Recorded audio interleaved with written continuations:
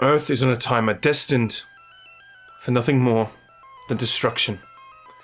A race of beings far older, far more numerous, far more powerful than yourselves, crawl out from their domains, taking from others what was once taken from them.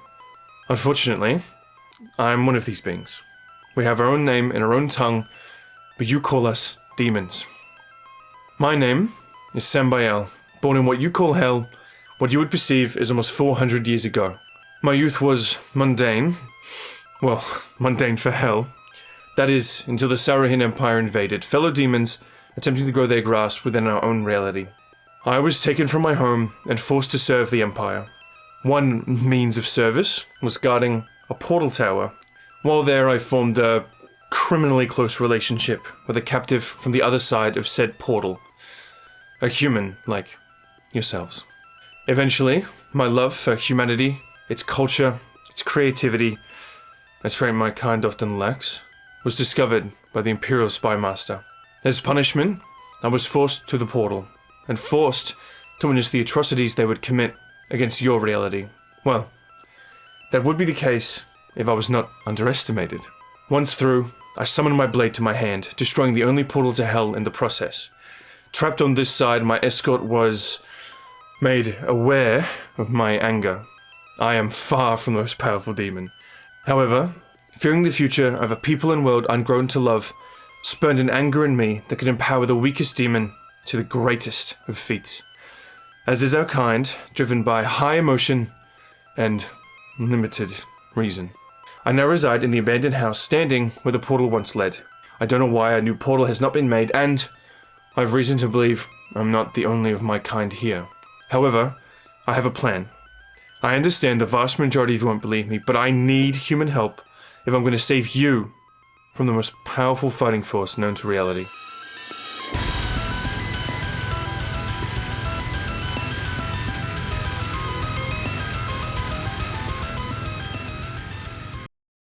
But how am I going to do that? In my time on Earth, I've received letters from 3 demons living amongst yourselves, all writing to the former occupant of this home. I have not yet replied to these letters because I want you to help me. If we reply, we can not only learn why they're here, but given their lack of knowledge of your world, I don't see why we can't steer them from their goals through a little stretching of the truth. This is exactly where you come in. If demonkind invaded right now, you wouldn't stand a chance. But they don't know that, and yet could be convinced of quite the contrary. Share this video around. As soon as I have enough human advisors, we can start writing letters lying to demons. Let me give you a little taste of the caliber of this literature, translated by myself. Drogzev, this world is undeniably pathetic. I'm even more confident that I could steal every soul on this planet myself. As mentioned, not only is this mimic program far below our kind and even further below myself, this world clearly does not need reconnaissance to be conquered. I only agreed to come here so that I could be behind enemy lines when the fighting started, and I was promised by the Spymaster himself that the war could start if and when I learned humanity were weak. You have attempted to order me to stay. You are not the Spymaster. You are a pathetic pawn who is in this world as nothing more than an extension of his will. I engage in this human economy only so you can sit on your ass ordering us around. I am learning very little about human infrastructure and have not seen a single fortification. Let me remind you of how all 3 of us could kill you 1,000 times over. I will not betray Sauvineau, I will not betray Valkind, but if you cannot give me a single reason to stay on this pathetic world, I will not. As I write, I hold the crystal in my hand and struggle to restrain myself. As a man, Drogzev, you should understand. Prove to me your worth, support my decision. You have one more chance to convince me. Signed, Castus R. Creator's Return. What a dickhead. I can't stress the agency I want to give you in this matter. This is your world. Not only do you know it best, but it isn't my place to attempt and save it without your input. And I want to empower you against the Valkyrul in case I fail in my quest and you are forced to defend yourself. Should we be replying to these letters disguised as the late Drogzev? Or would it be better to reply as a new alias so we don't have to pretend? Should we try and keep them busy or attempt to convince them that humanity actually is a threat? What are some things that we could set up now that we could call upon later? I am not exaggerating when I say I need you and you need me, and that I want your most creative and extreme ideas. I would like to have dedicated streams to reply to these letters, but I understand an audience must first be earned, so I will stream games, not only to build an audience of fellow outsiders who can advise me on this matter, but to learn more about humanity through its media. I understand that there is a lot for you to learn, but I don't want you to be intimidated. I am the Rowenian Embassy. I know my world, my species, my culture, though I grow further from it every day. I will make videos in the same style as the start of this, each explaining another aspect of my world and people that we might weaponize against them. Like, comment, subscribe, and share this video around if you like my plan and want to participate. Let's save this world!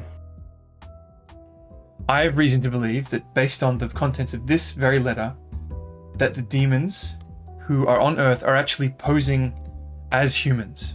So he's referring to a mimic program and he's referring to reconnaissance. These are not things that demonkind would normally do. But the crux is, at the end of this letter, he mentions that if he feels like humanity should be destroyed or can be destroyed easily, he's going to go back to hell and start the war. As far as I'm aware, I'm the only demon of my kind and from my world who has ever even attempted to communicate with a species being invaded, because I can tell you humanity is not the first and won't be the last. I'm quite confident of that. But like I said, I'm more than happy. I want this to be viewer pushed. So if you think we give it a go, try to convince him to like humanity, I'm all for the attempt. I said in the debut, I want your most creative and out there ideas. And this is an out there idea. If you knew what I knew about my kind. Yes. Yeah, yep. Definitely.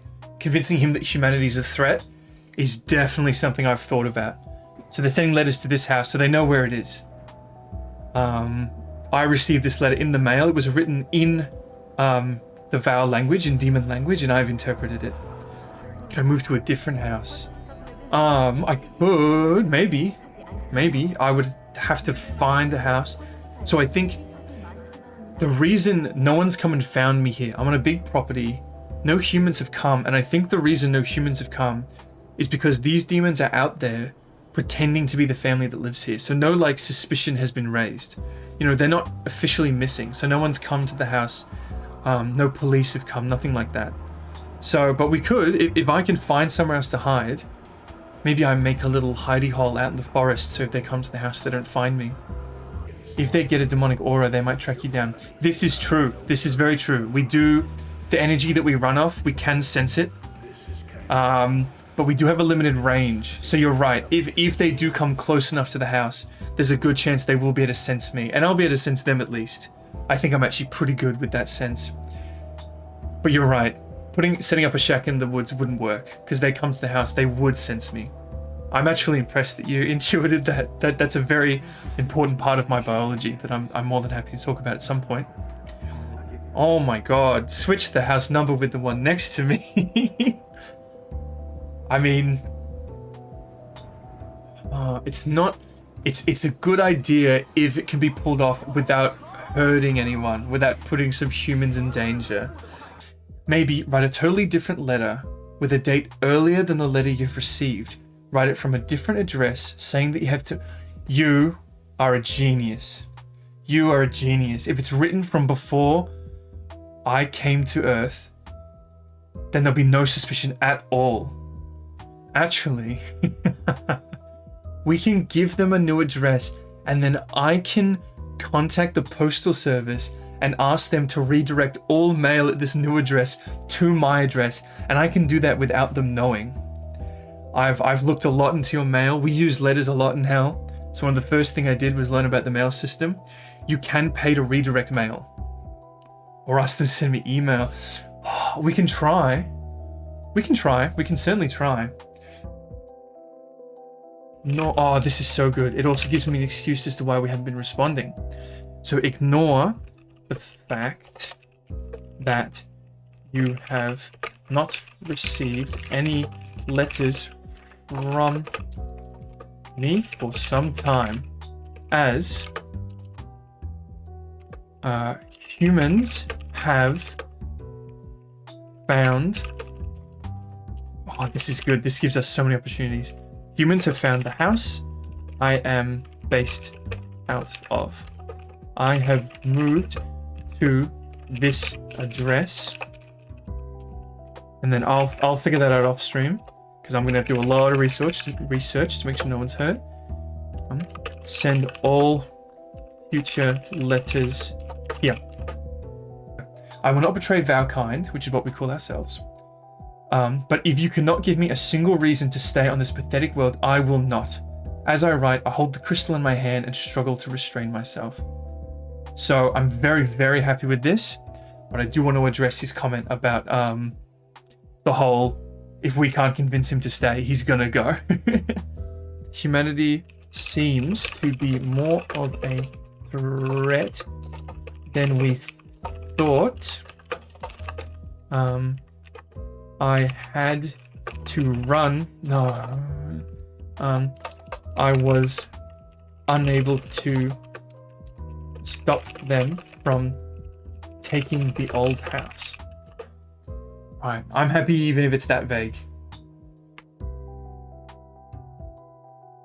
Castus R. Ignore the fact that you've not received any letters from me in some time, as humans have found the house I'm based out of. I've moved to the following address. Send all future letters here. The portal has been moved as well. Humanity seems to be more of a threat than we thought. I was unable to stop them from taking the old house. Additionally, humans have a technology known as email. This allows for instantaneous messaging, similar to our system of teleporting letters. Drogzev. I was born in Dunwayel, a small kingdom in hell with nothing but farming prowess to its name. Demon of my class, or lack thereof, are more often born without knowing anything about their parents. Life is a resource in hell. Quite literally, I was assigned to the farm before I even existed. Family is a luxury only known to those more directly descendant of the first generation of demons. Sauvineau, however, is an empire, a collection of already assimilated kingdoms, so Dunwayel fell with little resistance, our only strength being that of will and stubbornness. After our conquering, for reasons unknown, I was selected to become an enforcer, a rank only known to Sauvineau as it was invented by their spymaster. We are not a creative people, but this spymaster seems different. His proven technique is to take members of newly conquered kingdoms, clad them in black cloaks and half-decent armor, and force them to suppress rebellions. The Sauvineau Empire is known for the obedience of its kingdoms, and the reason for that is me. At times, I was made to guard a portal tower where I found a human who had been captured. The house and room of this very human I reside in as I record. I befriended this man during his imprisonment, spoke with him at length about human history, art, and innovation, but was one day caught doing so and made an example of. My time in the penal colony, my first punishment, was made bearable only by the company of their blacksmith, Siphoset, the very blacksmith from whom I commissioned my sword, Outsider. Siphoset was growing tired of forging low-grade weapons with lesser metals, so I spent my life savings on a compound called Greatsword and also purchased my second and now only friendship. Most metals in hell can't handle the heat of fire magics or dragon's breath, all but compound cold. Perhaps one day I will discuss my time in the penal colony, but of interest to you is that as soon as I was out, I immediately attempted to revisit my alien friend. But time passes much faster in hell, so when sent away for the crime of friendship, he aged and passed. That which was just a stain on my life was an entire human lifetime. Caught for a second time, I was forced through the portal and forced to watch Earth fall to demonkind, forced to witness another creativity of the Spymaster, that being his infiltration of Earth with demons using a power inaccessible to me to appear as humans. After I defeated the demon who escorted me through the portal and found evidence of this infiltration, I made my debut asking for your help. Not long after, I began to receive letters addressed to who I had just slain, letters from the aforementioned infiltrators. I thought then to take the mantle of Drogzev the Dead, as the letters implied he, now I, was able to give orders to them. It was then I think I made the most important choice of my life. Not only that to save humanity, but to involve humans in this endeavor. Who am I to save humanity without consulting them? And so, this channel exists, where you can watch my streams and can help me write letters that might just save humanity. So, this is a letter from Vaukin. By the way, Vau is what we call our species in our language. We are the Valkarul. So, very interesting that her name has our species in it. Hin is also a particular family who are a big deal in hell, a very, very big deal. Drogzev. Humans have put significant effort into learning about themselves. They place value on emotion and thoughts beyond the power they can create.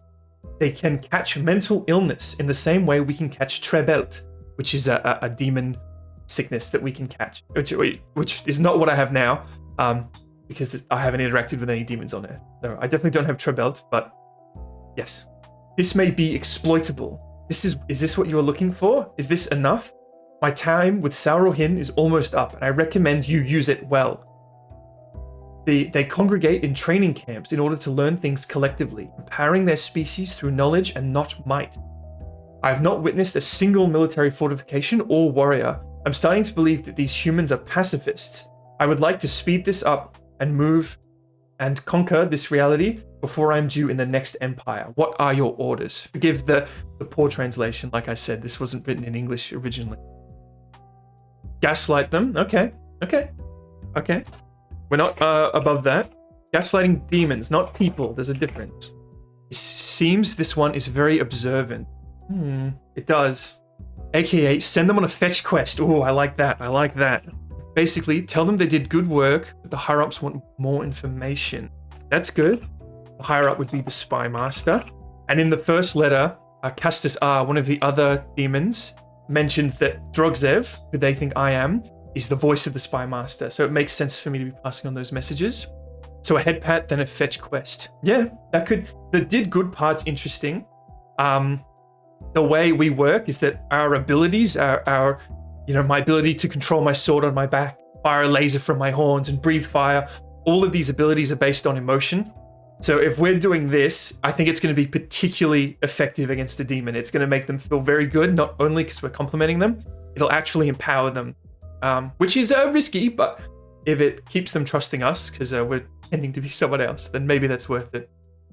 F in demoning, and they get so embarrassed that they have to hide the letter. Yeah, if we upset them and give them a F- in demoning, that's going to have a significant effect. There are videos and live streams that I've done here where I get significantly weak after having these kind of more productive emotions. We can combo all this together in head pat by saying, where's the head pat? Head pat by saying that she's very observant, then send on a fetch quest from the Spy Master, which is a very long objective, such as gathering 100 things, and in doing so, we can slowly begin to gaslight her over these letters. By the way, this sounds like a female name to me.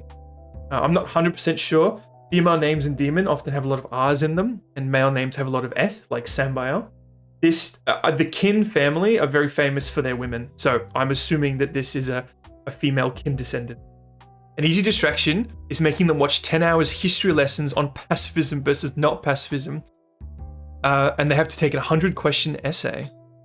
I guess the big question is, I appreciate that I'm the middleman and that takes the blame off me, but am I taking credit for that head patting? Am I the one saying, hey, you're doing very well? Or am I passing that on from the Spy Master? I'm going to write it from my perspective, and if you think I should change it, then I will. I can't spell, by the way, in my language or in English, so don't bully me for that. Human pacifism.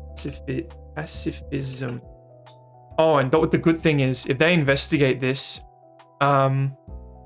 if they investigate the whole human pacifism thing, they're going to discover that humans aren't pacifist, and that's going to delay the invasion, because the moment any of these demons find out that Earth doesn't stand a chance against Hell, which it doesn't, I'm telling you right now, they will, they'll find the opposite. So the moment they find out Earth is pacifist, they'll probably just invade. When they find out it isn't, they won't. Oh, sorry, it's not I want, this is coming from the Spy Master. The Spy... I'm just realizing I don't know the Spy Master's name. No one ever says it. Valkin, you've proven your skills of observation far better than the other Val. This is exactly what I wanted. I do have another task for you now that you've completed your first so quickly. The Spy Master wants you to find further evidence of human pacifism. He demands that you conduct at least 10 hours of research into this topic. Write me an extensive and detailed letter when complete. Additionally, look into what humans call email, Drogzev. I will never underestimate the creativity of my chat. I am a big fan of this one. Not only is this going to buy us a lot of time in our endeavors to save the world, but it is going to show Valken the true strength of humanity. Not strong enough, but she'll know that there is some strength in humanity. So I even have little summaries to read out at the start to catch you up. So we know Castus is a bit of a dickhead with a big ego. He won't be happy when he finds out we used him to lie about our whereabouts so that all the demons can find us less quickly. We responded saying, hey, look, humans have come and defeated me and I've had to run away, so I'm not in the house that you think I am anymore, even though I still am. So this is Castus R's reply to that letter. Drogzev, which is who they think I am. To participate in human invention is Valken's role. Must I remind you of your own plans? Have her try this email. Additionally, your displacement by humans is undeniably pathetic. You forget the power of the Valkyrul and forget the power of those you coordinate. The chosen one, some bitch unknown, and the first enforcer. Forgive me for brushing over him implying one of the demons we're dealing with is a chosen one of some kind. I knew that name. Castus R is the first enforcer. That's the role that was forced on me. That's the jacket I'm wearing right now. I was forced to go around and quell rebellions. I was forced to fight the innocent for countless human years because this guy proved that system worked. He's the first one. He's the reason my life got turned upside down. I knew I recognized the name. I've met this guy. Well, time for him to have an accident. Yes. Look, I have maintained this whole time that it's very important to me that the resolution to what we do and the actions I take is entirely led by viewers, but I would very much like to fight Castus R myself. That's my request. You don't have to listen if you think it's too dangerous, but this guy has had such a negative impact on my life. He is the template that I was forced to follow. If he's the first enforcer, then I'm going to be the last enforcer. I will be more careful in my dealings with humans if I must, but it's hard to believe this is the case. By what means did they overpower you? I hope your answer excuses your failure. Reassign him to some place where the US test explosives. Poison him with holy water. I mean, yeah, we can try. What if we did a test? I would want to test the holy water before we do it. Before I walk up to him with sword and super soaker in hand. Do we get him to test it? Actually, okay, we got two options. We get him to test it. I mean, yeah, I bucket above door. I can set traps. When we choose where we're fighting, when we lure him somewhere to fight, I can set bucket traps on all the doors. I mean, that's a very valid, like, I think you said it as a joke, but it makes sense. You could list a number of weapons the humans have, like the manhood remover LED, liquid nitrogen. How you got defeated, nitrogen is good. Oh, IED, sorry. I like LED, but IED makes more sense. By the way, I'm quite confident that liquid nitrogen would have no effect on us, but they don't know that. Frost Giant's blood. Frost Giant's blood. I mean, they don't know what liquid. I highly doubt these guys have interacted with liquid nitrogen. I'd be surprised. I mean, if you want to add it as a funny. Yeah, radiation's one I've been thinking about. Does radiation work on us? Are you guys asking me to test radiation? Like I said, you know, It's all up to you guys. I'll try to intervene as little as I can. Inochi raises a very interesting point. What if it buffs us? I be Godzilla? Because if it buffs us, do we want him testing it? Or should I be the one that actually tests radiation? Tell him that humans are irrational and the slightest propagation leads to them loving their combustion devices. It's also not a lie. Yeah, well, we did talk about the whole pacifism thing last time. They are interacting with humans, actually, so they're gonna notice that the humans aren't cutting each other's heads off. These guys are out in the world. These guys have more human interaction than I do. So, we have to establish why he hasn't seen this happening. We could use human checkpoints for the weapons at doors in crucial human areas as an explanation. Okay, that actually does make a lot of sense because that is Valkin's role. Must I remind you of your own plans? So Drogzev has given them roles to carry out, so they're probably in more important places. Tell them to look at airports. Ooh, that's good. That's clever. Tell them that the humans are sometimes carry the Frost Giant's blood in specialized bottles for consumption. Ooh. Estasar, I was removed from the base by humans with extremely powerful weapons. I did some research and it seems that they used liquid nitrogen, microplastics, Frost Giant's bloods, a demon core, and manhood removing IEDs. The demon core emits the same energy they use for their technology, and they carry Frost Giant's blood with them in clear plastic containers. They often drink the Frost Giant's blood to power themselves up. I have found that much like us, humans are very volatile. It is not uncommon for them to carry the above weapons, however, they are often confiscated at workplace checkpoints. I have been told that these checkpoints are most apparent in airports. I'm ordering you to evidence this fact, as in most locations, they are hidden. Drogzev.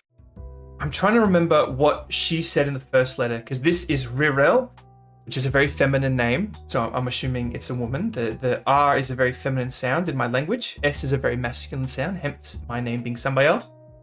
In the first letter, she mentioned that she seemed to be working on an art project of some form.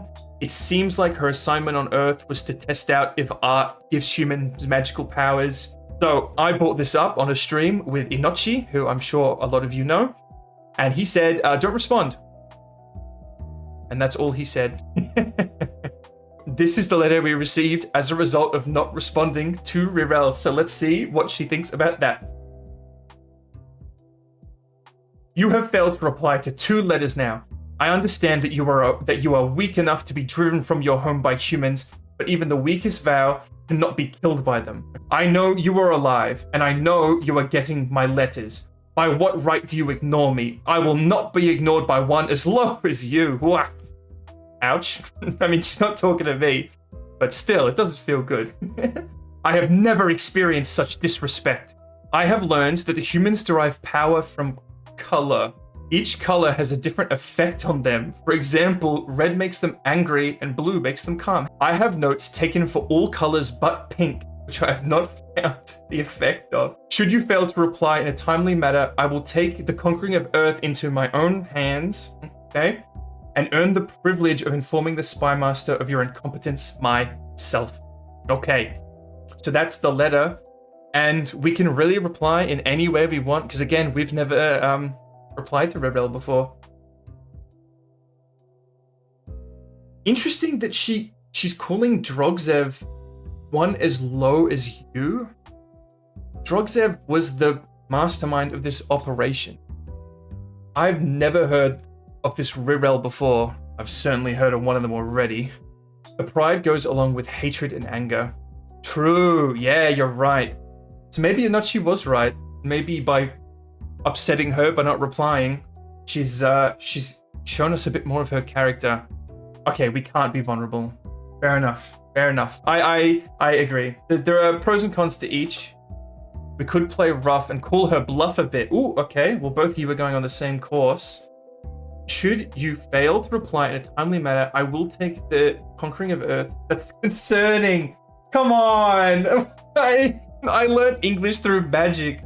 I don't have an excuse. I don't have English as a second language because that implied I learned English. I did not learn English. I had it put into me through demon magic that we might talk about one day. And I'm still so incompetent. I think it's because I learned the language through magic.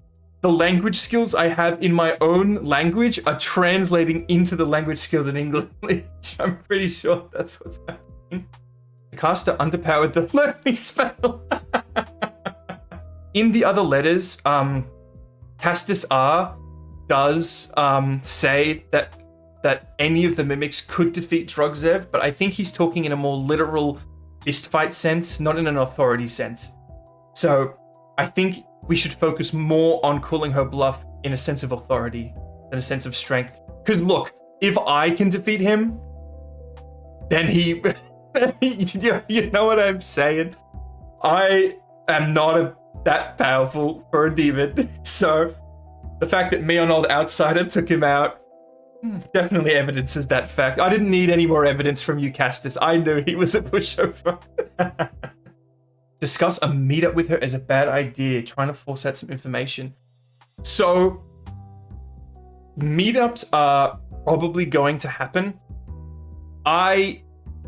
We've got kind of two long-term solutions. One is to neutralize them through the letters, trick them into going somewhere where they get themselves hurt, or just making them so afraid of Earth they go back to hell. Those are valid options, but me going and defeating them with me, an outsider, going and taking them out, that I think is more realistic, but I will also have to be powerful enough to do it. So there's this kind of toss-up where, yes, I will go and meet them if you tell me to, but I'm going to go missing for a little bit while I travel to where they are. We need to find where they are first as well, by the way.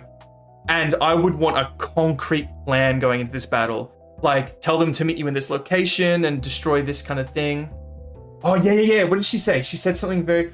by what right do you ignore me? Okay, here we go. By what right do I ignore you? By the way, if you don't like anything I'm writing, just please let me know. This is I'm saving your world, not mine. My world doesn't need saving. It needs... Well, we'll talk about that later once all this is done. Right, yeah, this is... I'm bringing out my inner Vow. I'm not in human mode right now. I'm in angry demon mode. Let's do a little bit of this. By what right do I ignore you? To call her bluff, when you mean call her bluff, do you mean explicitly this bluff? So do you want me to say something like, you will not take anything into your own hands? Is that what you meant by calling her bluff? Like directly addressing what she said? Yes, address what she said. Mention that insubordination will be punished severely. You will await my orders, or... Okay, hear me out. I'm happy to interject some of my own ideas here because you guys have had some fantastic ideas tonight. The punishment for insubordination, and we can tell the other ones this as well, is that we will send the other two to fight them. If you don't follow orders, I will order the other two mimics and myself will come and kill you. Is that too much, or should I just keep it vague? Should I just say what Flash said, which was insubordination will be severely punished, and let her mind wander? Nothing stops a human's curiosity. That's what I like about humanity. Curiosity and creativity are humanity's superpowers, in my opinion. Which is also why I'm trying to save the world in this particular way. I think I'm trying to weaponize my privilege as a demon, and I'm weaponizing your curiosity and your creativity. Okay. Fair enough. Yeah, no. But like I said, it's your world, not mine. So you decide how we save it. Or you will be punished severely. You could tell her that human artists manipulate people through their use of color and make her do research on pages like Van Gogh. Oh yeah, we took the research, get her to burn time and run in circles. We took that route last time, and it seems to have worked. I still have not gotten a reply from Valkid after we sent her on her little adventure, so it seems to work. I think language that articulate would give away that it is not a demon writing this. But I get them. I think I get what you're trying to go for, and I'm happy to incorporate an aspect of that into it if we think this is too harsh and that's going to cause trouble. Oh, okay. Hear me out. I'm gonna write this a very specific way, and I want you to tell me what you think. I hear that Dali and Shaw are their most powerful mages. How do you feel about that? The internet is the human hive mind. Makes it feel really threatening. It's risky to be too harsh towards her and make her... Okay. You mentioned earlier that we're doing things just, to keep the peace. And this is how I think that translate into Vow language. Because, yeah, it's like saying to a demon, like, how are we going to keep things organized and coherent? They're going to say, what did you say? That those words don't translate into our language. We don't have words for organized and coherent in Vow. We have words for fail and punish. But I'm happy to turn it down a bit, and I reckon that's how we do it. Rayleigh, by what right do I ignore you? By my right as your superior. You are nobody. You will not take anything into your own hands. You will await further orders, or you will be punished severely, as is our way. You must not fail the Spy Master. As for your color research, I too have heard of humans getting power from it. I hear that Salvador Dali and Van Gogh are their most powerful mages. Look into this. Additionally, I've come to believe that humans are a hive mind. As you know, we've encountered species like this before. Any mistake made in front of one will inform them all. Drogzev. Viewer Wef has been attempting to extrapolate all he can from what lore/real-life facts I've provided so far. When investigating my history, he asked if I could provide more information about the human I met in Hell, and I found something. A letter written by the Imperial Spymaster himself. If you want to learn more about my story and get involved yourself, check out the links in the description. Now let's check out this letter. The first section is written in Vow, my language. Drogzev, the child has been writing when provided with thin bones. I'm already gonna have to intervene. Thin bones is how we write in Ruin. It's the pens we use of sorts.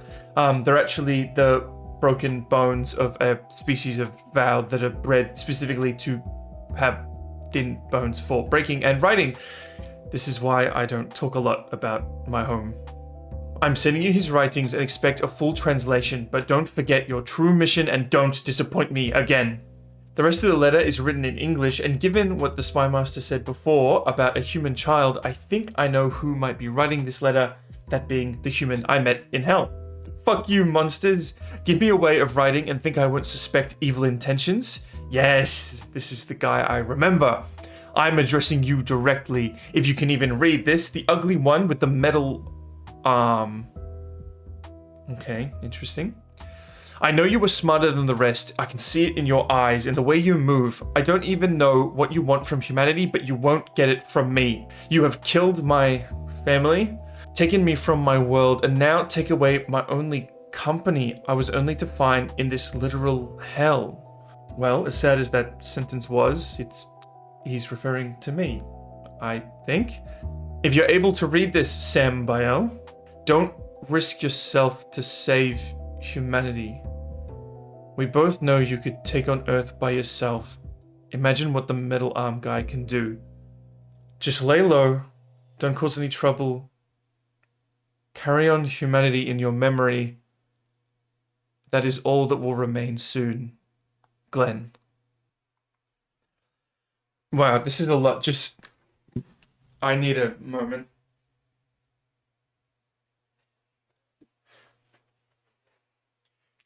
So there are kind of two ways to look at this. We either take it at face value for the depressing, morbid reality that it is, or, as Wef pointed out in the Discord, there is the potential that the demon that Glenn is a demon being mimicked. It's possible that Glenn was dead the whole time and he was a mimic the whole time. And to be honest, I really did not believe this when Wef suggested it at first. But reading this, it would make sense if this was written and planted specifically to demoralize me. And well, it's fucking working. Yeah, that's the kind of two options I'm seeing here, and to be honest with you, I don't know which one's worse. Why does shit like this keep fucking happening? Why can't a single fucking thing be simple? I guess I'll also point out before I end this video that we have what you humans call a healing factor. So a demon having a metal arm does not make any sense to me. I also doubt that Glenn is referring to armor because he was a bit of a history nerd. He told me about Zweihanders. That's how Outsider was designed the way she was. So he would know armored, he would write armored. Metal arm does not make any sense, and I can't figure out what to derive from that, nor am I in the mood to, honestly. Hop in the Discord if you want to get involved with this discussion. Subscribe if you want to have an impact on my future and the future of this story. Yeah, I'm gonna go cry. I believe you've earned it. I believe it's time I fully explain the mythology and origin of my species, the Val Karul. It is known that we were created by another species we uncreatively call the Creators. These very same beings created Hell itself, or as we call it, Roin. Those first placed in Roin are believed to be handcrafted by the creators themselves, and these lucky few are known as the first generation of Val Karul. The original Val were made with the ability to reproduce, and so they did, creating what we call the second generation of Val Karul. In fact, any conceived by the same means as human beings is considered a member of the second generation. For a time, the creators oversaw and guided us, until, for reasons unknown, they abandoned us. The legends speak as if we had some greater purpose that was robbed from us in this abandonment. I hope you didn't think the demons would resolve this peacefully. They began to mine the portal crystals indigenous to Roin and eventually created the All Compass, a tool that when activated will randomly locate other realities and infuse their coordinates into said crystals. Eventually, the world of the creators, Sellers Alpha, was discovered and so invaded. All of Roin poured into Sellers Alpha, and even the power of those who created us could not hold. It is known that no creators were killed in this war, but one was captured by a demon named Sao Roin, a powerful warrior who could clone his weapons. Sao Roin took this creator back to Hell and handed him over to the Compass Priests, those who maintained the All Compass. The creators knew they could not win, as they could not find any way to resist within the bounds of their pacifism. So they came together in Roin and used their powers of creation to modify our entire species, robbing us of our very souls. But our beings persisted, replacing our real souls with those made of the very energy that sustains us. While we lived, we lost our ability to reproduce. The Compass Priests turned to their captive for solutions, but when it refused to cooperate, they experimented.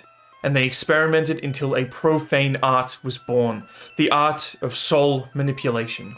They rendered the creator's soul from its being and placed it into the womb of a powerful demon warrior. This warrior was able to give birth to a single child known only as the first of the third. Every demon born by this profane art, including myself, is now known as the third generation of Val Karul. The path forward was clear. The All Compass would be used to find new universes. Each would be invaded, and using soul manipulation, weapons were made that could each steal a single soul. Each member of each universe that fell to these weapons would result in the birth of a new demon. It is very rare that a universe withstands the invasion of the Val Karul, but if they do, the Compass Priests place them onto the Universal Blacklist. The Compass and list itself maintained by an elite set of Compass Priests, so powerful only once has anyone ever attempted to overthrow them, and failed. This is the history of Roin. This is the history of the Val Karul, the most powerful fighting force in all reality. Drogzev, forgive my lack of enthusiasm with your compliments. I grew up surrounded by minds and bodies that eclipse the strength of your entire empire combined. I've grown used to your stench, but thought your spy master would remember his place. One day, it is I who will make the demands of him. He will regret our first meeting if he is not careful. I've carried out his task in accordance with the instructions of my grand aunt. I do not intend to upset her, and I would recommend you do the same. That I don't understand how she could outrank the Imperial Spy Master of Saroin. He's kind of like second in command of an entire empire. Act confused about the buttering up stuff. How do you mean exactly? Act confused, like as if I didn't do it? Like gaslight her? I should say, in regards to the name, I'm glad you brought that up. I did mention the first letter we replied to Valkin that kin is a big family. Kin is a very important family in Rowan. They're the guardians of the compass. As for the task itself, I've accessed the records I have and concluded that humans are relatively pacifistic. The kingdom we have infiltrated has only ever been in a handful. Okay, so she's talking about Australia hasn't been in many wars. I would have been in more if they would let me fight in the Rebellion of Blasphemous Souls. I don't think I know what the Rebellion of Blasphemous Souls is. I might have to... I don't have any means of doing research, so interesting. I'll remember that. Humans are pathetic. Just give the word, end this world, so I can go home without Grand Aunt punishing me. Interesting. So yes, all the mimics have made clear they cannot return to hell without our permission. That must have been a pretty strict order. Act angry and say she's making assumptions. Interesting. Okay. Yeah. Because obviously buttering her up didn't work. So we need to take another approach. I'm kind of hoping we can upset her a fair bit because she's saying, just give the word, end this world, so I can go home without Grand Aunt punishing me. So it seems like she's got a little more motivation to stay on Earth and wait for further orders than the other mimics do, which is very interesting. What kind of overlord is Drogzev? Brutal tyrant, sinister manipulator, or a bit of both? So, from what we understand about Drogzev himself, and again, you will learn a bit more about him soon, which I'm excited to do, and it was actually a viewer recommendation who led me down this rabbit hole of discovering more about Drogzev. From what we know about Drogzev, he was pretty incompetent. I did call him Drogzev the Dead once, that's the title I've given him. I think every single demon has noted how pathetic Drogzev was. However, he serves the Imperial Spy Master, which is more on the end. Yeah, a bit of a dumb goon. Yeah, I think so. I think most demons are, to be fair. So, Valkin hasn't met the Spy Master. I haven't met the Spy Master. However, I have been subject to his experiments, I would say. Awfully full of yourself to think would survive an encounter. To think you would survive an encounter with his Imperial Spy Master, strokes chin. Interesting. Yeah, all right. So, look, I want to be a little careful when getting aggressive with these demons, with their whole, they could just decide to end humanity at any moment. However, this is interesting. And I think if we're going to bully anyone, I think it's going to be her. You know what? Can I just copy and paste that? Whelp. That's brutal. There you go. That's cool. A chat can write exactly what they want, and I can just copy and paste it. Study the humans and their technology type stuff. All right, yeah, we can put in more stalling. How do you feel about opening with that line that Shremwise wrote? Your assumptions are foolish. Yeah, that's good. Oh, these are big, these are vow insults. These are going to affect the demon. I'm so happy that we have free reign to do what we want. Oh, I've had to compliment these demons and put up with them. No more. Valkin, you are a punching bag. I couldn't be happier. If it was Castus, I'd be a bit happier, but he's gonna be a problem. So let's keep him on a short leash. I would not allow this world's conquest to fall to the daughter of the minor branch family. This world is mine to burn. Okay. A known weakness of my species is that when angered, we lose control a little more so than your average human. So the idea of upsetting her by insulting her family, if that gives us more information about her family and her place in it, that would be amazing. Sympathize in having to do with a headstrong and impulsive child. Ask her why she's suspicious. Why do you place suspicion on the spy master when you report to me. There we go. So there it's like, it's nice. Again, tell me if you don't like it, but that way it's incorporated into the paragraph. Report your negligence. Yes, that's much better. Your negligence. Valkin, awfully full of yourself to think you would survive an encounter with the Imperial Spy Master. Even more so to assume I was intending to compliment you with my prior letter. Your assumptions are foolish. We order you to study humanity, and you will do so by my command alone. Why do you place suspicion on the Spy Master when you report to me? I will not allow the conquest of this world to fail because of the daughter of a minor branch of nobility. I know their pain in dealing with one as impulsive as you. Now again, do your research, but now into what humans call technology, and report to me just the same. Do not disappoint me. I would not wish such shame on a house so noble. Ensure you include more detail this time, or I will have to report your negligence to your grandaunt myself, Drogzev. When you helped me reply to the second letter received by the demon Castus R, we pondered on human resources that might be weaponized against my species. One of note was holy water, and we concluded that the one to test this was me. This video details of that adventure. I left the house late at night in order to elude human attention and made my way to the closest town with a church. It was odd that the door was unlocked, but excitement and curiosity pulled me in nonetheless. And it was right there, that easy, an ornate stone bowl filled with holy water. And this is where the fear set in. I leant down on one knee and hovered my hand over the bowl. I noticed my hand shaking, and well, it shook so much that my index claw broke the surface of the water, and nothing. But perhaps our bone is resistant. It can't be melted by dragon's fire, so I think it can survive some water, no matter how holy. So I did it. Returned my claw to the surface and pushed down until my skin joined it. I heard a loud noise rattle through the church. I flew back, splashing water up my chest plate and face. I panicked, wiping away what I could with my jacket. Then I heard it again, but not the sound of my skin burning or soul cleansing, but a human voice. "Who is there?" it said. "Who is there? Do not hide. You are not in trouble. I only wish to know your name." I lay behind the pews and checked my hand. No damage, no pain. I only needed 2 seconds to make it out the door without being seen. I commanded my sword to lift from its post outside with the intent on tapping on a window to make some noise. "Sambi'el," I say with attempts to buy time. My sword only meters from the window. "Can you tell me if that window was broken? I always assume the worst when I hear things hit it."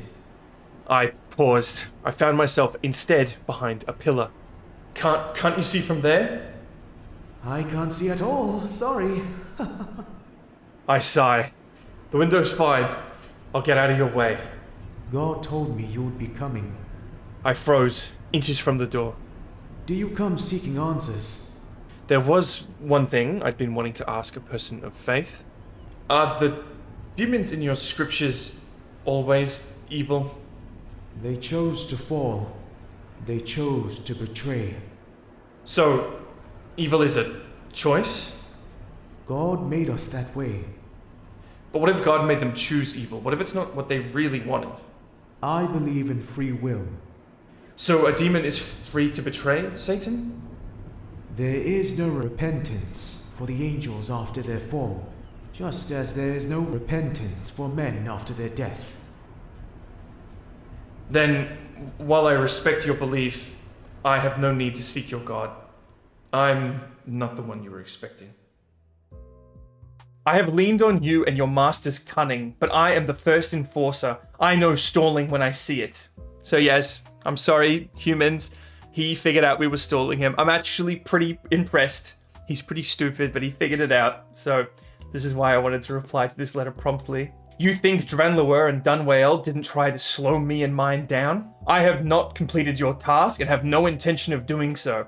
You have not given me a task of any significance in over half of what humans call years.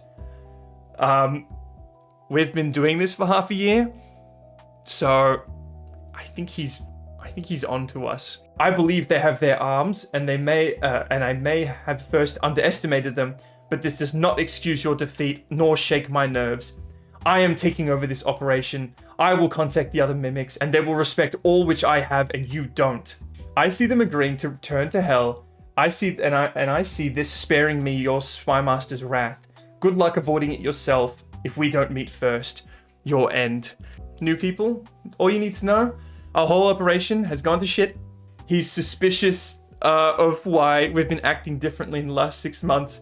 It's because it's me writing and not Drogzev.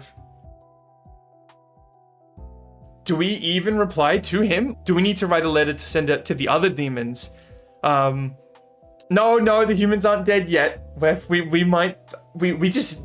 is a problem to solve. I am at your mercy, humanity, and you are at his mercy at the moment. I'm laughing because I'm nervous. Send them an Uno reverse card. Do you mean actually sending them one with the letter? Send letters to the other demons and gaslight them to thinking he was insane. I don't think we need to gaslight them. I think he is insane. All right, if we're doing that, then I would like to draft that letter today.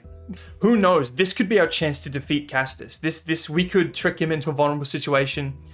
This might be our chance to get him.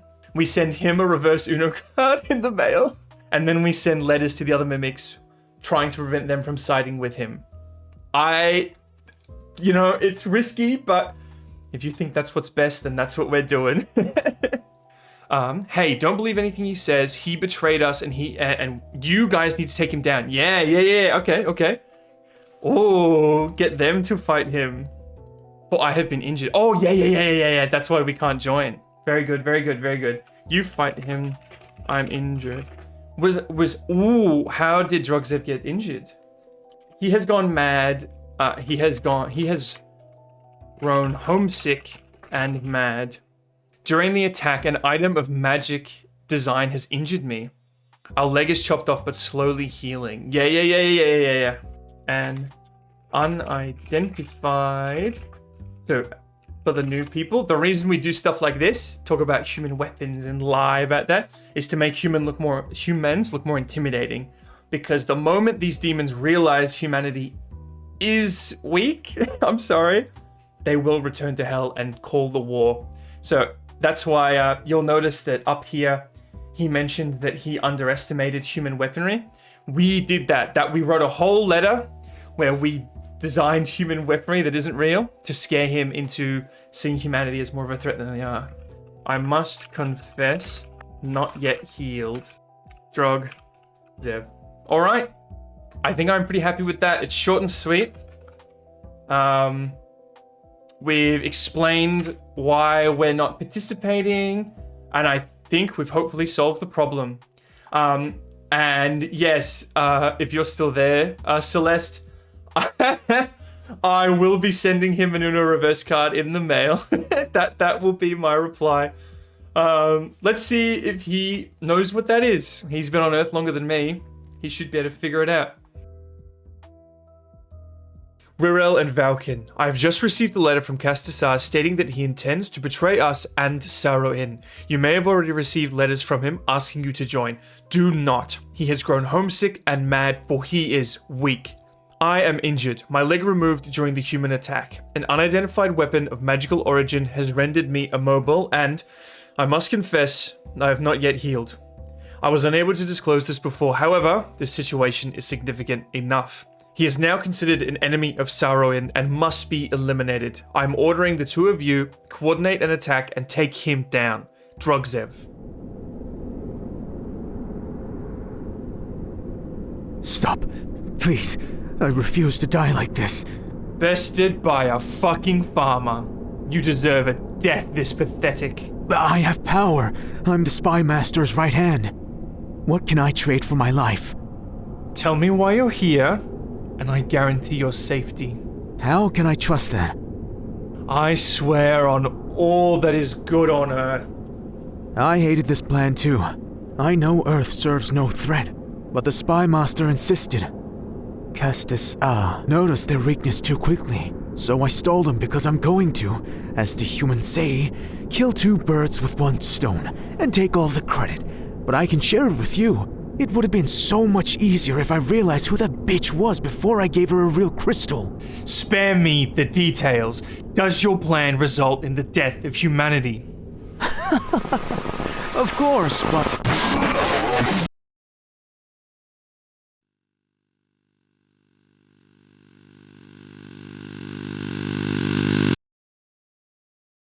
You... swore...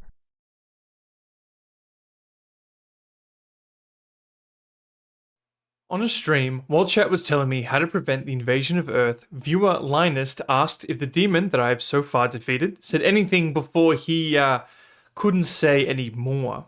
I said that he may well have, but I was berserk at the time and couldn't recall. However, I've since used a technique humans call meditation, where one gets as close as they can to the mental state they were in at the time of the event. So I sat outside where the portal once was, started recording, and made myself as angry as I could. I thought of home, I thought of the ignorance of Castus R, I thought of the impending doom of humanity, and how we're the only ones working to prevent it.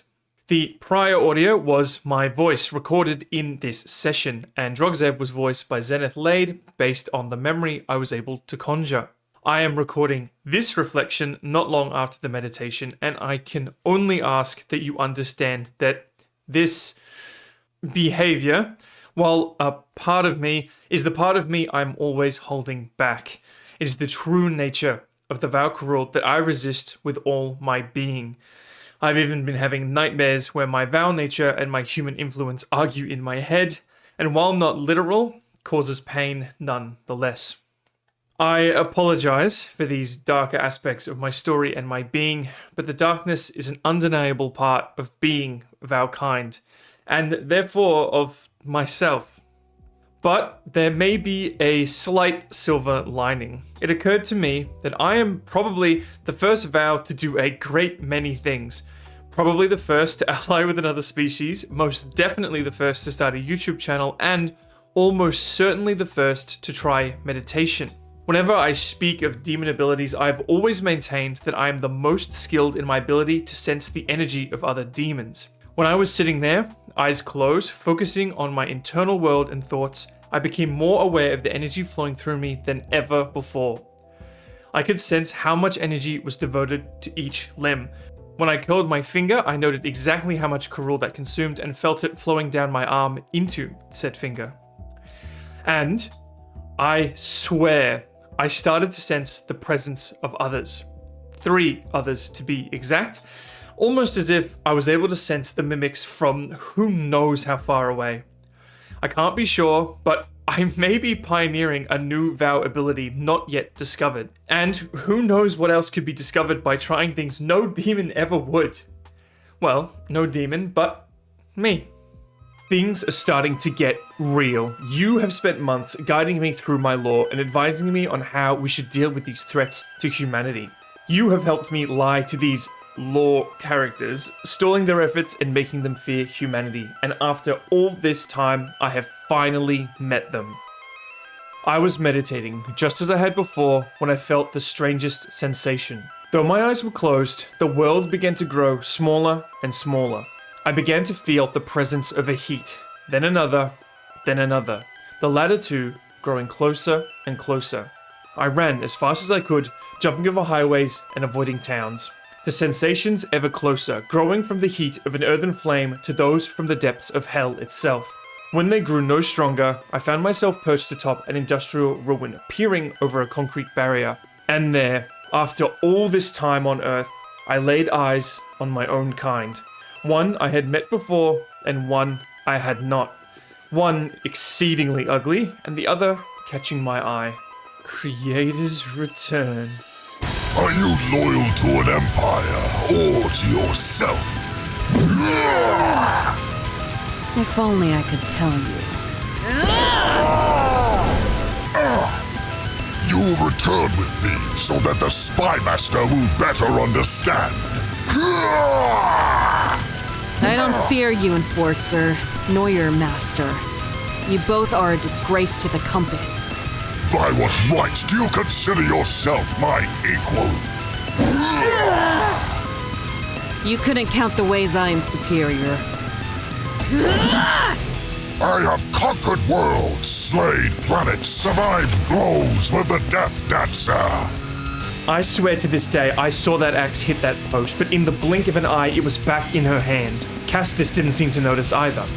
Weapon manipulation is for the weak. You will act in my best interest from this day forth.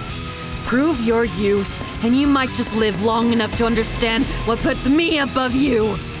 I made myself scarce. I hadn't witnessed the death of Castus R, but it confirmed he was who I thought. He wields a large axe devoid of any runes and armor resembling my own. He was much bigger than I remembered.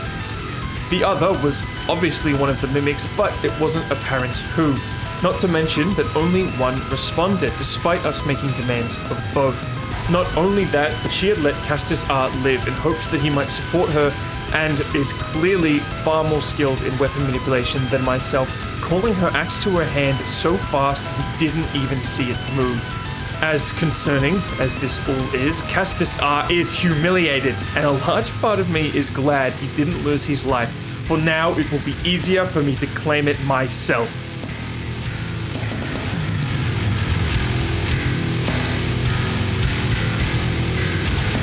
Drogzev, it has been made clear that my loyalty should remain with Sauvineau. I wish not to return a betrayer. There is no worse thing. My afterlife would be forfeit. There's worse things.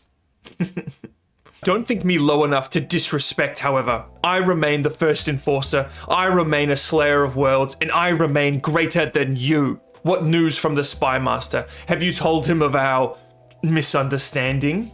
Castus R. Didn't he get his butt kicked by a girl? Yes, he did. Yes, he did. He most certainly did. It was beautiful. I witnessed it myself. Here we go. Here's the ugly mug.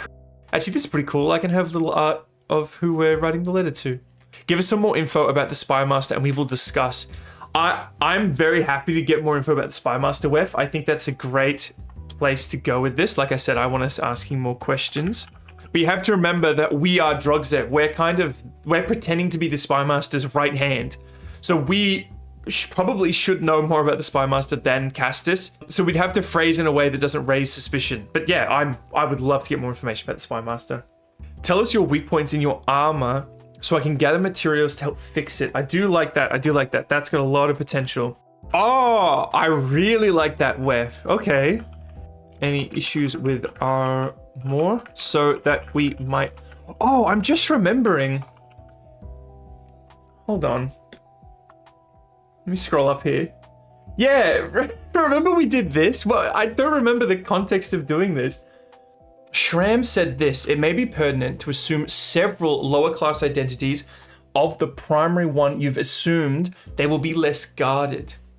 So it's an interesting idea for us to make another alter ego that has less authority to Drogzev, so we're kind of attacking from both angles.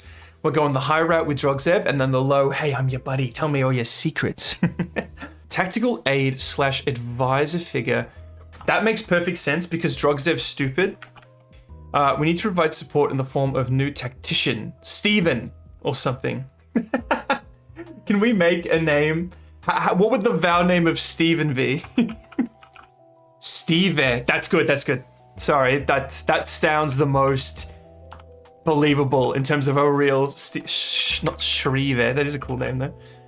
I guess Steve Hen's a drow now. He gets to it means he's a dragon. And I don't know if having a drow name would help us or not. When we share our brain cells, we can do a lot. Yeah. Hi guys, I'm your new tactical advisor. My name's Steve Hen.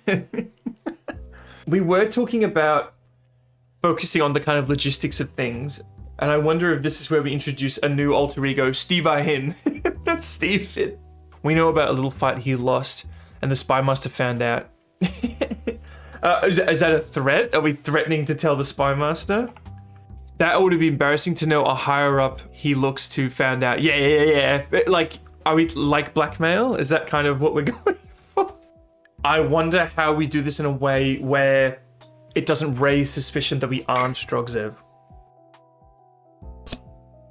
There we go. I forgot Castus was down there. Here she is. Whomever you are. She was a bit shorter than him, but still taller than me. There we go. This is all you need to know for this video, for this letter, is that this is the most recent event in the timeline. Perhaps we can see how he thinks of the spy master. Yeah, that would be good. That's a good way to get information without raising suspicion that we don't already have the information. I've also noticed he mentioned Earth wasn't a threat, and yet the spy master wants to destroy it, which might mean there's something on Earth that could threaten the higher power. Interesting. Yes, these are the discussions we need to be having. So if he finds out humanity is weak and there's this big conspiracy, I think he just teleports back to hell, finds the spy master and says, hey, look, yeah, let's do it. Let's invade. Unless, of course, there's a secret reason they haven't invaded Earth yet, which we are talking about. So if we knew more about that, we'd definitely have a lot more flexibility. What about you were told any further information on the invasion date? Additionally, so this is part of the blackmail.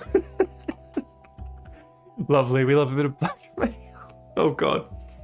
Additionally, I feel that he is not telling me everything. Describe what you know of this invasion so that I might compare our debriefing. Common goal. Yeah. We might have a common goal after all. Are we befriending Castus R as Drogzev and then stabbing him in the back as Sambi'el? Because I'd be open to this. It's going to be hard for me, I must confess, but I'm very open to this. This is actually kind of exciting.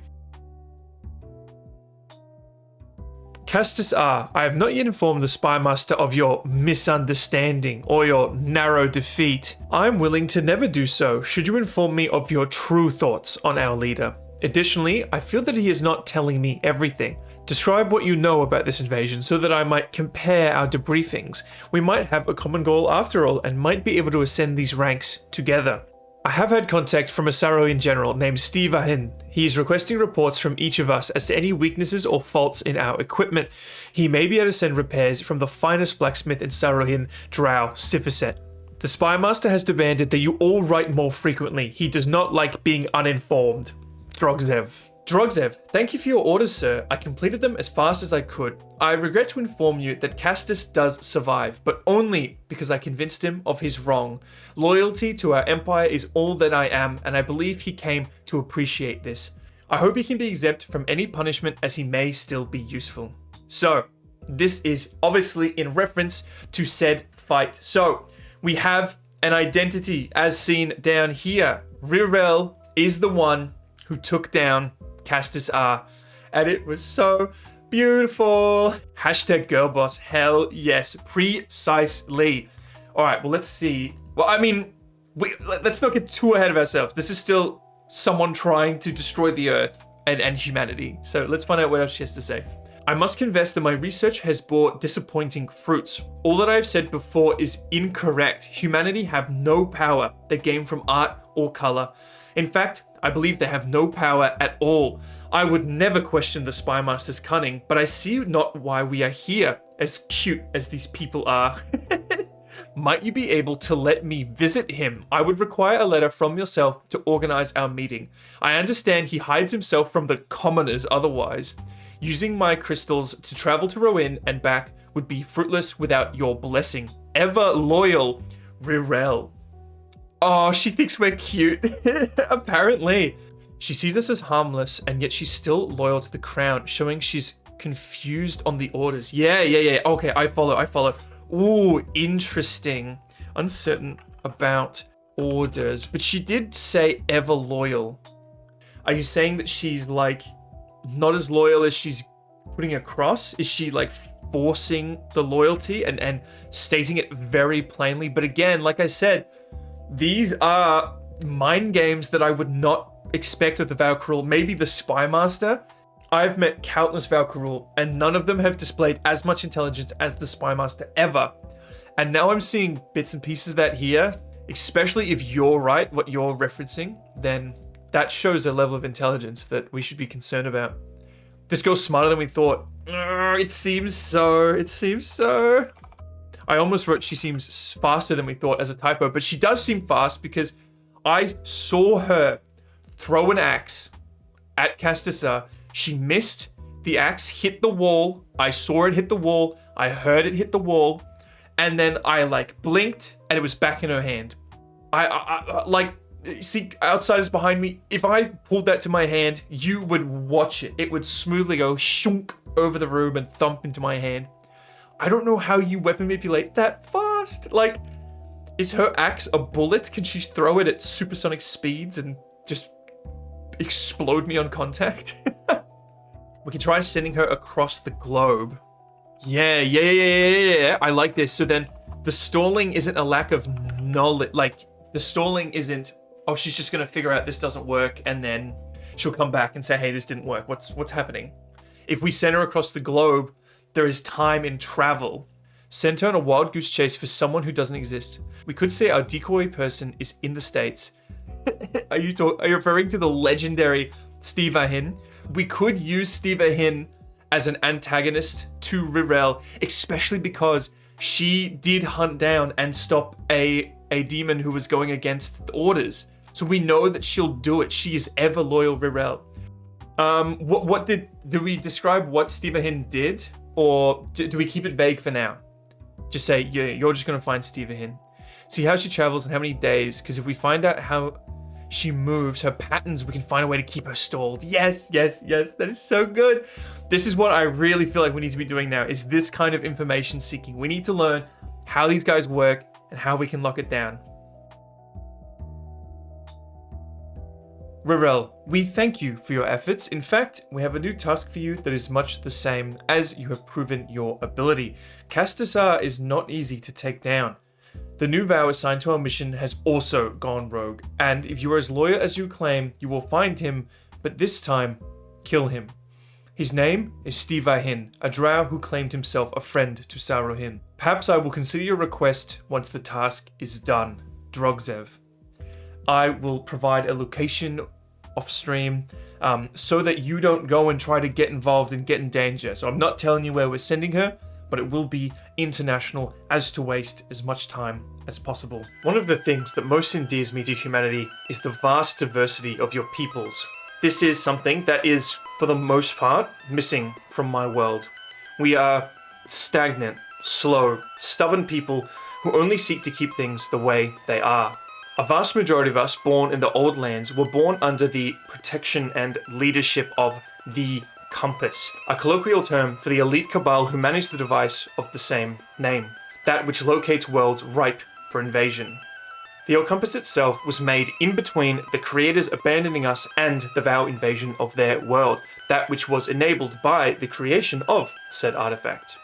It is not known who made the device or how they came into the knowledge of its mechanics, only that it has been overseen by a small group of priests for the duration of its existence. The very same priests to whom the original congregation first discovered and practiced soul manipulation, birthing the third generation of demons. Empires such as Sauvineau and kingdoms such as the former Dunwale rely on the Compass to maintain their populations, both the artifact itself and the group who share its name. I, now more than ever, question how intentional or intelligent their oversight is, often handing out more crystals to empires more powerful. Half of me ponders if they do this in the interest of efficiency or simply fall back on the vow's value of strength above all. Our entire operation on Earth exploits the vow's seemingly innate lack of curiosity and has thus far been successful, given the fact that you and I still exist. Begging the question, how intelligent is the Compass, given they've maintained power for a length of time beyond even my comprehension? It is clear that their influence comes from their monopoly on interdimensional travel and our species' undeniable reliance on such a privilege. There is no vow without the Compass. If it were to be destroyed in some civil war, not only would demonkind be trapped in hell forever, but never again give birth. After any existing calibrated crystals are used up, the worlds that we'd already found would be stripped bare to the last soul, and so Rowan's population would be forever capped. It is this nuclear deterrent of sorts that necessitates an impenetrable defense, even in the paradoxical and dubious peace that exists in Rowan. The artifact itself completely hidden, Rowan's seemingly infinite size and verticality obscuring its location ever since its creation. The only vow to know its whereabouts are those sworn into the congregation, a single unlikely ally we will discuss another time, and the spear who guards it. Often claimed to be the mightiest of Rohin, the legendary Volkin stood guard for longer than most empires have existed. Inherited from her father, Volkin is often titled the strongest of the second generation. One of many titles, her skill, strength, weapon, and role dubbing her the Vow Slayer, her spear as massive as her stature. But who would have the might to even consider challenging the priests and their empires, if they could even do so without gambling with our species' very existence? This we will discuss in the next couple videos. To us, for now, the most important vassal of the compass is that which has been tasked with the invasion of Earth. The Empire of Saurohin, a name both translating to Emperor or Empire of Hell, and is that of its egotistical founder. While Saurohin himself is known in legend, he did not found his empire for some time. He reigned, and then his child, and then theirs, on and on, a family known for the shortness of the lives of its leaders, almost as if a curse follows them. A curse that ended not long before I was born, as the empire was overthrown in an instant, its royal family dead and replaced with that which rules now. Often in bored conversation or violent argument alike, Sarohinians debate how this happened so quickly and so completely. Some say the last Sarohin converted to the religion of Sivtrau, lost a duel and slew his own family in shame. Some say ancient enemies of the family walked into the throne room without contest and ended their feud. All that matters is that the now Emperor Drexphy has been handed a task from the Compass itself. That to destroy you and your planet. That which we will not allow. Drogzev, you are the spineless coward who defended the Spy Master this entire farce. You forget already that it was I who protested this from the beginning. I will remind you that I reminded the Spy Master that my place is in battle, not in infiltration. When the Kins agreed to the brat joining this trial, they demanded the Spy Master send his finest warrior to guard her. But I only agreed should I get a head start on the bloodshed.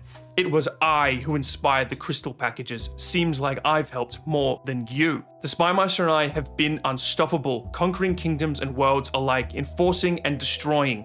I have collected more souls for my glory than you can comprehend. You won't believe the trophies I have earned, but this blacksmith you speak of could show you. That is the only need I have of a smith. On second thought, you have attempted to stall me twice now, once when we first came, and now asking me about the Spy Master? What is your goal? This may be your only chance to speak with me man to man. Castus R. The deal he made with the Spy Master was that Castus would do this whole infiltration, where, waste my time. Me small brain wanna throw axe at people and blah, blah, blah. That little man in the corner. See how small you are, Castus? Look at me. I can, this is actually getting quite pathetic. He only agreed to do this should he get the head start. He'd be allowed to destroy all of humanity before anyone else can help. And so that inspired the crystal packages. From what we understand, and this is kind of more evidence to this, which is nice. Each of the mimics have 2 crystals on them, on their persons, one that takes them back to hell, and then one that takes them back to Earth. So I think what Castus proposed, or maybe the Spy Master proposed to Castus when he complained, which is much more likely to be the case. Castus comes to Earth, decides they're weak enough to kill. He goes back to hell, says, yep, invasion's on. He comes back to Earth before anyone can organize, and he gets a head start. So hopefully all of the mimics have this package, because that'll let us visit hell to get some information, get some new equipment maybe, wink, wink. He's a man of action. He doesn't like games. That makes him hard to control, but maybe easier to misdirect. Okay, I like this. We know that's true. He has been very hard to control. That gives us, and when it comes to stuff like this, from now on, I want the trajectory to be towards us fighting him. How are we going to do that? How are we going to get that done? Where are we going to fight? How are we going to get to meet there? And most importantly, how are we going to give me a significant advantage? Because I don't know if you I'm definitely not portraying this correctly. It's probably more like this. Is probably more what we're dealing with. He's a big boy. I'm gonna need quite the significant advantage. I'm also assuming actually, I'm quite confident he's a fair bit older than me. I'd be surprised if any of the mimics are younger than me. Castus is starting to ask the right questions. He's called us out for stalling and asking about the spy master. He's getting dangerous. Yeah. Oh, yeah. He and Rayleigh are getting dangerous. Falcon's the only one that we have any security over. But we did pit Rayleigh and Castus against each other. We haven't quite figured out what Rayleigh's ends are. His pride seems to be a weakness. Maybe be able to push him into an area with a challenge man-to-man. Yeah. 100%. I think that this is the only chance to speak to me man-to-man is an opportunity but an ultimatum. It is very final. All right, well, it seems like we're running out of time on every front, both in that this is becoming a problem and he's making it a problem and he is a problem. I say we answer it with a provocation of our own, embarrass him heavily. Okay. Yeah. So we're not controlling him. We're misdirecting. We're saying, hey, don't focus on this whole infiltration-y back and forth, asking questions. We both know you don't like this. Let's just fight. Let's just get you hyper-fixated on that so you stop worrying about all these things. Your insubordination has been noted and will be passed on to the relevant parties. Yeah. Should I just inform Sauvineau of your No, I'll be informing. I have informed. Okay. Okay. So we're putting his back against the wall. We're putting him in a corner. To what end? To further embarrass him, to distract him from what he's actually here to do, because we can't control him, so we're misdirecting his attention. He's gonna get angry, but we have mentioned that we've informed Sarahin of his insubordination. That's pretty embarrassing. It sets the precedent of, if you mess with me, I have no interest in negotiating. Okay. We were talking about lording a pardon over his head, but you're saying it might come across as too desperate. What would be the downside of too desperate? It would be that all this kind of hyping us up would fall apart. You are the spineless cat. I love how we're getting really good at mimicking, funnily enough, no pun intended. Not that that's a pun, it's just the same word, but I guess that's what puns are. We're getting really good at playing this despicable character. Like, I would never, over a letter, you called me the coward, let me remind you, I'd never talk like this. You just go aggressive and lure him into the fight. I'll be honest with you, I want a little more time. I want a little more time, but we are luring him into the fight. It's going to happen this year. I want by the end of this year, I do not want Castus around. That is my guarantee. That is my 9 foot tall, the only one of us that can probably figure this out, guarantee. I want Castus gone this year. I don't have right now to deal with your cowardly grandstanding and insolent attitude. Mark my words, your reckoning is coming. Pray you prove yourself still useful and extend your life. Interesting.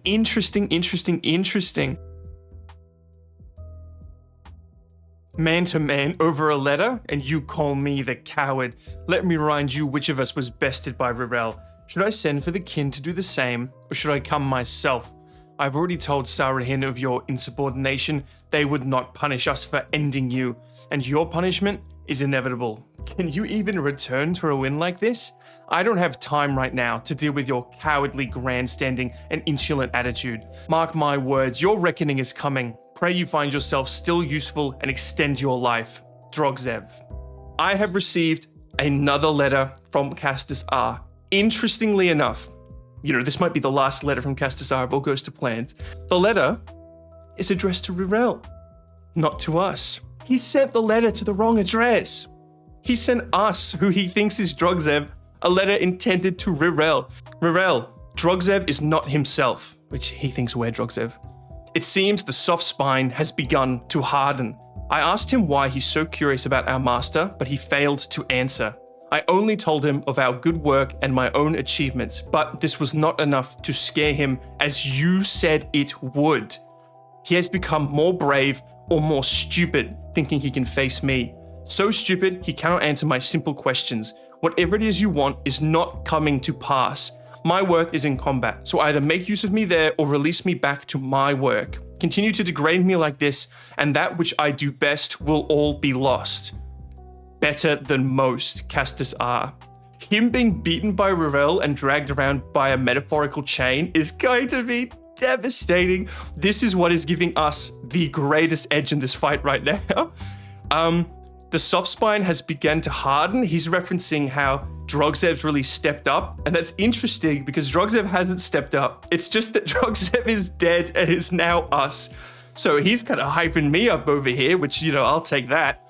And this last sentence, and that which I do better than most will be lost. He's obviously referring to combat because that's what this whole paragraph's about.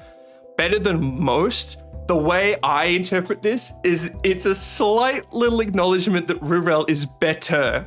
He said better than all, and then he went, oh, I can't really say that, can I? Because Rayleigh beat me. Either that, or he's tried to kind of, be himself and assert himself over Rayleigh in the past, and she shut it down. Who knows how many letters there are that we've missed. As you said it would, so Rayleigh was actively trying to play our own game against us. I think what Petals is getting at here is that she has had influence over the letters that Castus has written to us since their fight. Now it's time for the viewers to speak up and let me know how they want me to take him down. Whatever we plan, I will attempt to use in this fight should I survive. A video will be produced detailing the fight with voiceover and comic art. Take him to a place that's in your favor. Pick a place where it will help us and make it worse for him. Try to keep things you can heal. This is really interesting. The idea of bringing something to heal. Now, obviously, I'm not bringing health potions. I'm not bringing morphine. That's not going to do a whole lot over here. But everything we do, everything we run off, breathing, moving, speaking, absolutely everything that is our being consumes Karul, much in the way you consume calories and fat and all of that. We can take Karul and compress it into a crystalline form. We can solidify it for later storage. The issue with this is that it takes Karul to do this, so a lot is wasted in that process. However, that just makes it all the more valuable because no one wants to do it. No one wants to waste their energy. The idea of making just a pile of crystals and hiding it around where we're fighting is such a fucking cool idea. Fighting dirty is always an option. Pocket sand, kick to the nuts, or other sensitive areas. Battlefield control is good. All right, I do really like the idea, but this is another one where we're going to have to translate it into things that apply to us, because if I throw sand at him, he's probably just going to melt it before it touches him. Metal, I think, has some potential just because it melts. I think it still will evaporate given the heat that we're talking about here. But if I can get some metal with a high melting point, then it will hit his eyes before it's glass 2. Yes. Try to get his weapon away from him if possible. Try to break it if it no longer works, since he looks like the type that can't move fast. Very good point. Try to be quick and fast. I like it. With any movement and attacks, this could help distract him and throw him off. Hey, we're actually talking about a distraction right now. So we have seen his weapon. It is a large, two-handed, one-headed axe with a wooden handle. Okay, copper's higher than steel, you say? Fuck yeah. And am I going to have to go to some abandoned buildings and steal some copper? His axe, I could not see any runes on it. The whole fight, I was looking for runes. What the runes means is I can control my sword independently. I can control it with my mind. I can fly it back into my hand. I can throw it. I can have my sword hitting his back while I'm punching his front. Thick metal cord to trip him. I like this. Let's make a trap section. Again, he will melt it eventually, so it's not going to be repeatable, but if he doesn't see it coming, it will get him at first. Traps aren't a thing that we do in Rowan. This is a human concept here, so he's not going to be looking for traps, so hiding them is probably not going to be that hard. Oh, I can fire a laser from my horns, by the way. No one's ever seen this. I hope I get to do it on this fight to show you. But that's what the two big horns sticking right at the top of my head are for. They're to focus a laser between them. Karul attacks do hurt each other. Yes, I'm sorry to drop that bombshell on you like that, but there is a horn laser. You can throw the knife, and if they try to block it, redirect it with the laser. Oh, I get you. Well, we can apply that here. Blow dart from the neck. That's not what I was thinking, but I was thinking about just using my neck holes to have more breath behind the attack, but we could probably place items. It does make me choke when things go in there, but should I put the pocket sand in my breathing holes? I'm thinking abandoned copper mine. that I'm laughing at it, but that might work. Let's see what we can analyze from here. We can't see Castus's boots in this image. This is Rayleigh, as we've recently learned. Big fucking hands. He did have huge fuck off hands. I'm actually, if he grabs us, if this becomes a grappling duel, I think I lose. You're right, Petals. He does hold the axe really close to the top. Holding it near the top means it'll be very hard for you to bat his weapon aside. He's negating your sword's designed advantage. Okay. That is not ideal, is it? Fuck. So what do I do then, Petals? You're telling me I've lost my advantage immediately. And he's put his whole shoulder into it. Look at how he holds the axe so close to him. That is really bizarre. And that they started pretty far apart. So he's closed that gap. He's more charge-based. That makes a lot of sense. Yeah, because he used his shoulder. You can't see me. Vroom. He used his shoulder momentum. Maybe that's why he's holding it at the top, and he closed the gap really quick. This is really good information for us. He goes berserk quick. Rage bait him, hello Rude. Yeah, I mean, you are completely right. The more he berserks, it seems to take a lot of energy and muscle strain. Yeah. So it definitely ups the Karul production. It's kind of like a short boon. So it will up his production and his consumption. How you defeat a Valkarul is you injure them when they have no Karul left to heal. Our healing factor is entirely dependent on our energy. So if he uses it all up in Berserk and then we make the killing blow, that's how you take him down. This is a good visual of the height advantage he has over me. No. Imagine I'm Rude LaRousse. I look so sad. Hi everyone. Hello. My name is Rude LaRousse, village chief Vtuber. Also local Beyblade champion. Yeah, that's right. Is that true? Yep. I already said to rage bait him. Oh yeah. So let's talk about that. It's gonna have to be a tactical rage bait. Tell him you're stronger. Just keep telling him. Like with a big smirk on your face. Oh god. We're going to become him. I hate that, but you know, if it works. Become your worst enemy. Ah, fuck. Fight fire with fire. Fight Karul with Karul.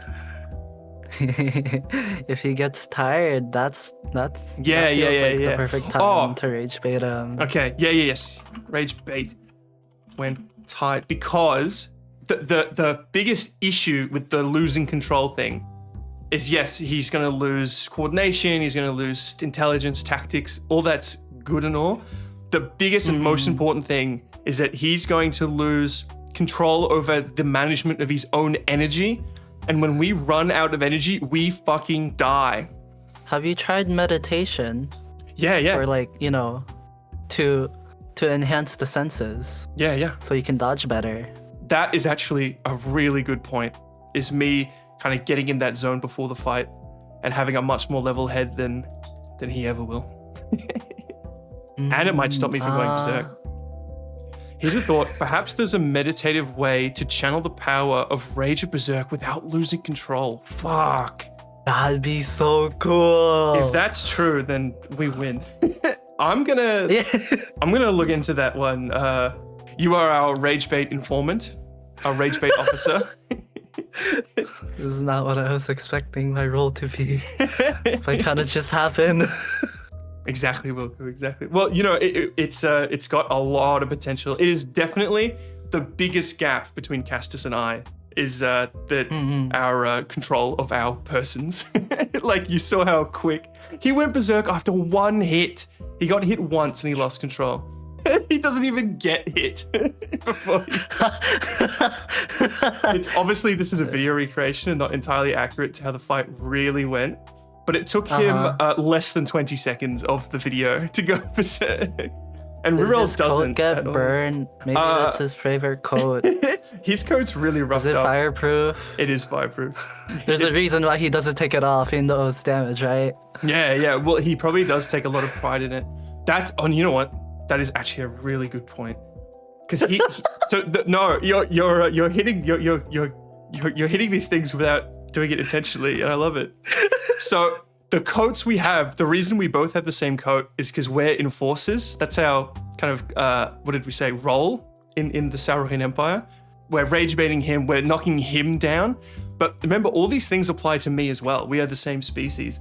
So me, as someone forced to become an enforcer and wanting to be the last enforcer, the idea of destroying his jacket gets me really fucking hyped up. So maybe this is what we need to turn the scales. Splash red wine on it. It's the hardest thing to get. Oh my god, Paige. That's awesome. Let's go to we'll fight in a wine cellar. All right, well, we need to have a discussion about me taking off the jacket. That is really interesting. I want to wear it, but this is a good point I can't deny. Thank you, Rude. This was actually very productive. My rage bait consultant.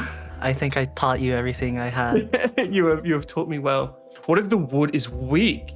Paige is another good point. He may have broken axes in the past. Could be paranoid about it.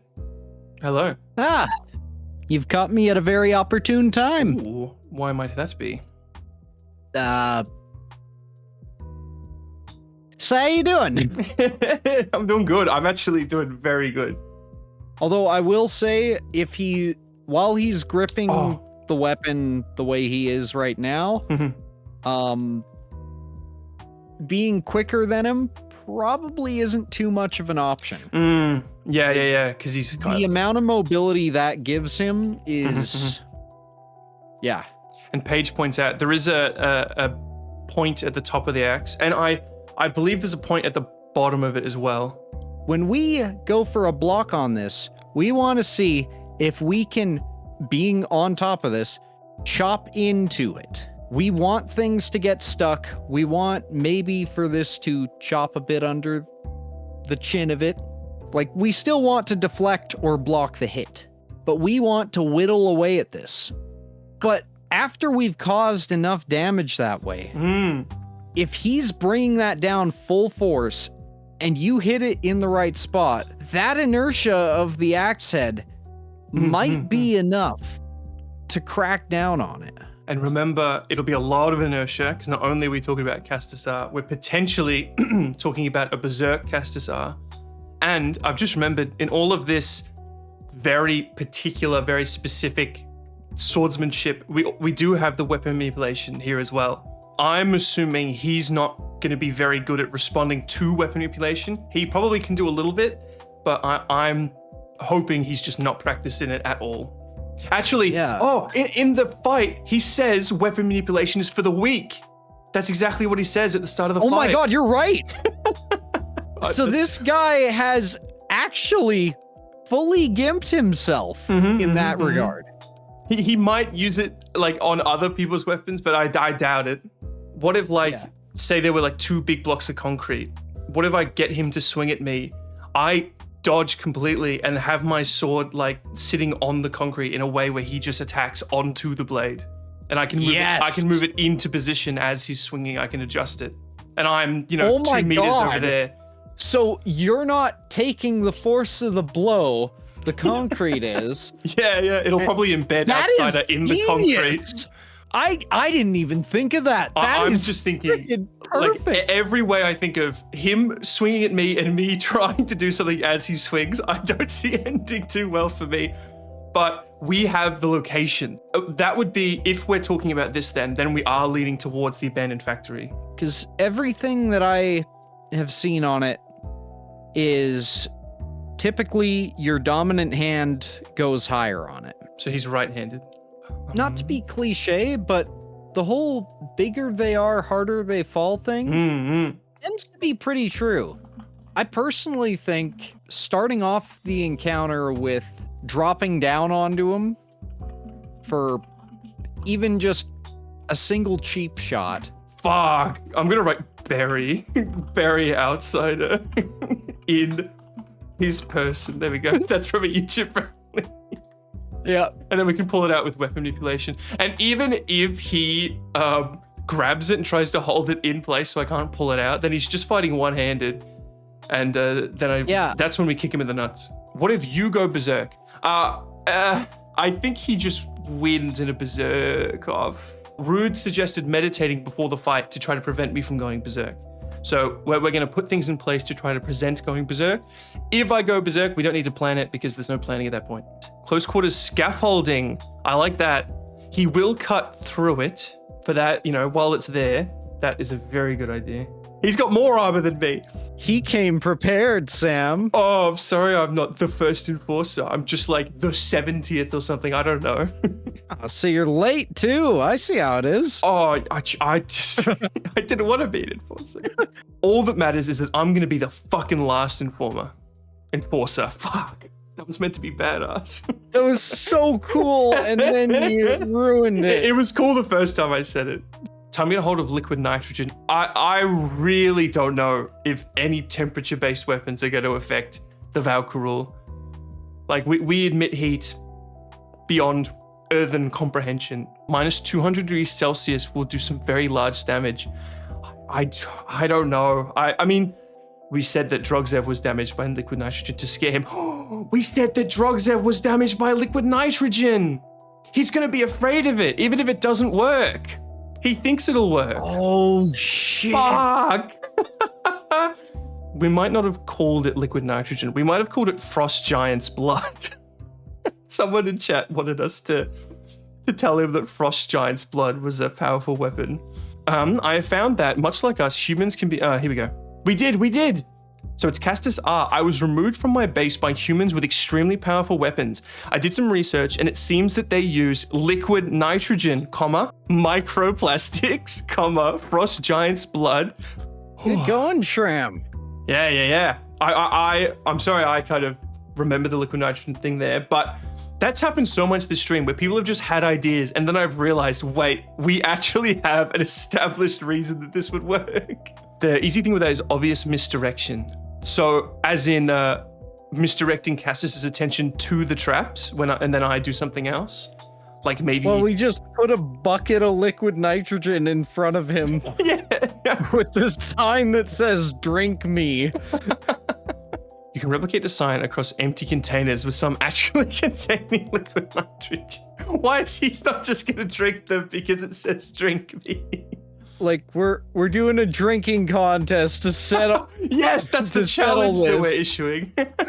That's got potential. If we knew something that would work, that actually, like, if we had an explicit weakness, like, maybe radiation, we'll find out soon. If the point is to resource energy, our weapon once sheath breaks. We're saying we sheath the handle of the axe? We get that stuck in them, and we have it moving a lot. Okay.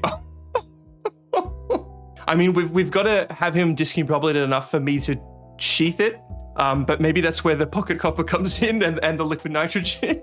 Fuck, if it's a long shot, but if that works, SRAM is completely right. That would be constantly requiring Karul to adjust, and if he tries to pull it out, then that's just an opening for us to do something even worse. The constant tearing of it until he gets it out. That could... Shred makes an even better point. Even if he gets it out, there'll still be bits stuck inside.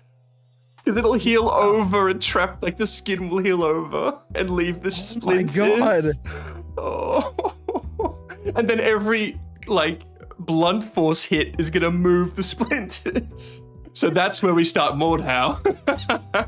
Just concussing it off his chest plate. Oh my god. That is such a good fucking idea. I'm so glad I'm not being judged right now for enjoying the brutality of this. I am a demon. Look, I try to be as human as I can, but I'm a born demon. Oh. Yeah, worst case scenario, judge me. I ain't got no excuse. Yeah. You're a shark. I got bloodlust.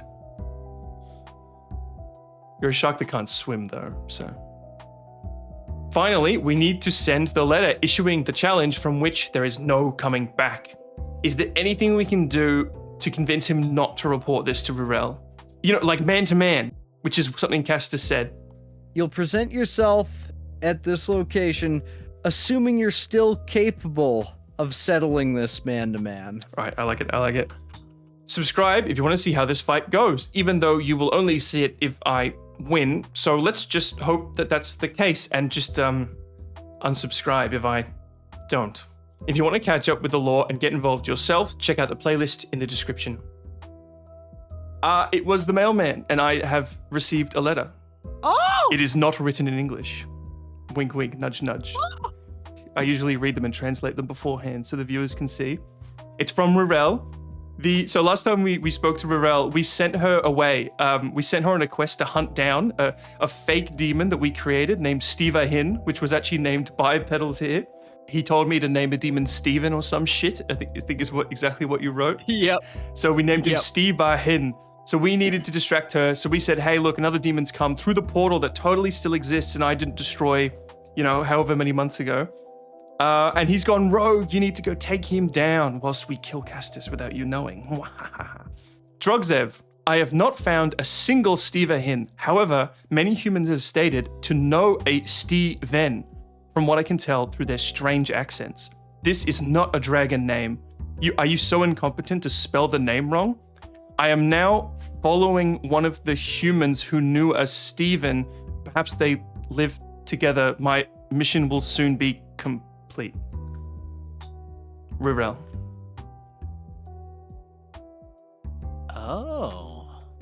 Oh, I think we fucked up.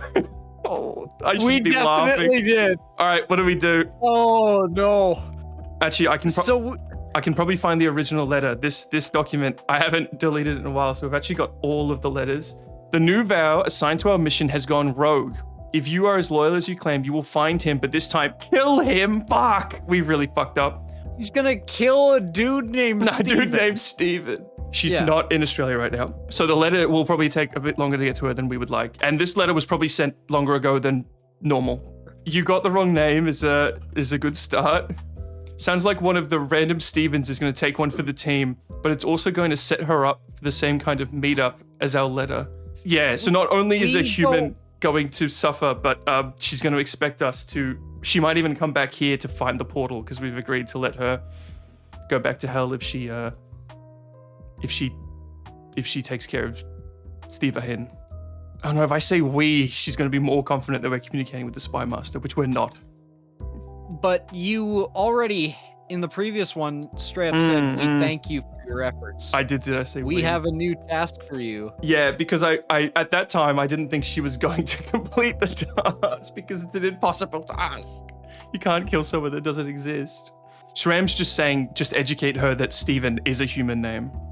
My other concern with this is we've been hyping up humans to be something you shouldn't mess with. Well, yes, that is true. Have we hyped it up? Mess with them. Maybe we haven't done that with her. The whole humans carry weapons at all times, and these are the weapons. That was Castus. Oh no, we did tell the girls that we admitted that Drugzev was defeated by humans. So Rurel is under the belief that Drugzev was defeated by a group of humans. We say it was a test. Haha, good work. Come back now. Stop, please. And she's gonna be like, what about my reward? Yeah, you're right. I don't know why we offered that. I wonder that was probably my idea from memory. Human Steven is probably a write-off. Shram! We don't talk about humans that way. Or you could blame a scout that has been executed for poor performance. Recall her with a meeting, point for the Spy Master, and have her walk a few thousand kilograms of high explosives. Walk into a few thousand kilos of high explosives. I don't know how subtle that is. I mean, but we were talking about testing weapons. We tested holy water and it didn't work. We were going to test nuclear bombs, but we were worried that it might empower us further. And I personally have not gotten my hand on any nuclear material since that discussion. Blaming a scout, like blaming intel from hell. Punch downward. Yeah. Intel has come through the portal stating that And it's important that she thinks the portal's still there. As long as she doesn't come to access it. We told her it moved, actually. That was the very first letter we did with Buddy's Buns. She thinks it's in a different location, not here anymore. So we've got that little insurance. Be like, we've had to move the portal. Sorry, you ain't getting anything. Oh yeah, we can call back to that. So that way, we're pawning it off on someone else and they've been punished so that we don't get punished. Now, yeah, we've got two options. She's gonna want her reward, but we could lure her. Yeah, but the portal's been moved. Like I said, she's in another country. Do we trick her to going to a nuclear testing site? Do you risk empowering her? That is, well, we don't know. I have not interacted with any nuclear energy in my time on Earth. It typically does not actually give humans superpowers. Okay. I genuinely didn't know that. I've been asked multiple times to send them somewhere dangerous, but we've never actually done it.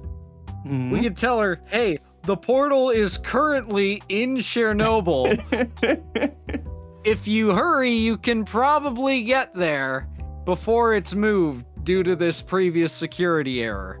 I usually don't write like real places in the letters. I do that in post. Just where it's been.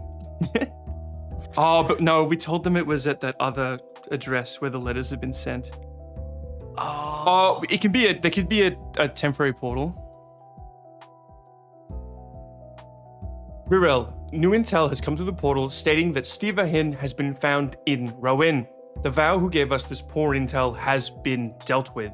There is currently a temporary portal in insert radioactive place, and it will soon be closed as humans have almost found it. If you make your way there in time, I will advocate for your meeting the Spy Master as you have done as we asked despite the false intel. Drogzev, what do we want to ask? What do we want to do? Or do we just need to write a letter that's like getting her back into the fold? Didn't respond, we essentially cussed her out. I never really thought of that at the time, but reading that letter back, I did come to the same conclusion. Do we have to grovel at her feet? I suppose this is a thing that Drogzev would do. I wouldn't put it past him. It's also interesting that I can't put her in the little corner there because we have no idea what she looks like. We do not apologize. We adjust the goalpost. Interesting. Yeah. And that is a little more consistent with what Shram's saying too. So it seems like we're all relatively on the same page. Why you continue to tolerate Castus? More, why do you need to tolerate his continued existence? Your previous assignments are obviously beyond your scope. And perhaps something more her speed, such as digging trenches or shining armor. We can mention that we've decided to eliminate Castus ourselves. I assume it is not secret. Oh, that's a good question. So Valken's a completely different story. If we want Valken to know, if we feel like that's to our advantage. Yes, the war crimes and weaponization stream. Are you saying we go further with the insults, Shram? So we did say not apologize. So are we going even further with the insults? Because this is a very possible. I'm actually disappointed in myself for not thinking about it until now. That the insults are what shut her down. But if you think we go even further, kind of push her beyond some kind of breaking point, just bully her. Seems to believe she's very powerful. Do we think she'd be stronger than Drogzev? I have a very distinct memory of Castus R saying he reckons each of the mimics could beat Drogzev. In like his second or third letter, Valken's also been referred to as a brat. But also referred to as the chosen one, for whatever that means. Gives me the vibe that she's quite young, or at least quite youthful at the very least. I'd be surprised if she was younger than me, but it's possible. I'm only asked because I don't know if we want to provoke her yet. Yeah, especially with our current relationship status with the mimics. We have a rogue going around hunting Stevens. We have a guy that we're about to, just sitting there waiting for us to challenge him, which I'm going to do as soon as I'm ready. And then we have Valken, who we've completely compromised our relationship with. We're actually in a really bad spot at the moment. Oh, so you're wondering if we continue to provoke her, is she just going to come get Drogzev if she's confident that she's more powerful? Well, I can say with confidence that she believes she's more powerful, because she believes she's more powerful than the Imperial Spy Master. Even though he's in a more kind of logistical position, Spy Master, you don't get into any positions like that if you're just going to kill over and die in a fight. No matter how sneaky he may be, given I've never met him, would speak to that. Not to mention that he was the Spy Master for Saruhin before the takeover. So when whatever this coup was, he stayed. He defected to the overthrower. So they probably tried to kill him in that coup, and he survived. And they went, "Oh, you're actually pretty cool." Valkian wants to be in charge, but no, she isn't. And going against those that are, or more specifically, those that she knows are above her without a shadow of a doubt, will obey, i.e. the heads of her house. Okay. So we did threaten to tell her grand aunt, and that didn't seem to work much. Valkian is infuriating. She's going to be a major thorn, and she won't be patient with our games. But like Stram says, the house authority is probably a good tool. She recognizes the authority of proven power. Yeah. But until she gets smacked, metaphorically speaking, she will maintain her family's "I'm better than you" personality. Interesting. Does that give us two options? There's we attempt to leverage the power of the house, or do we establish that we are an authority comparable to the house? So impersonation or implication is going to be an overreach that may blow the entire deception wide open. Be right back, pizza has arrived. In terms of using Castus, who we know was sent here to guard her, and clearly isn't. So there's definitely something going on there. And if we're going to leverage Castus, then we have to do it now. For obvious reasons. As punishment for her distance, we have eliminated her bodyguard.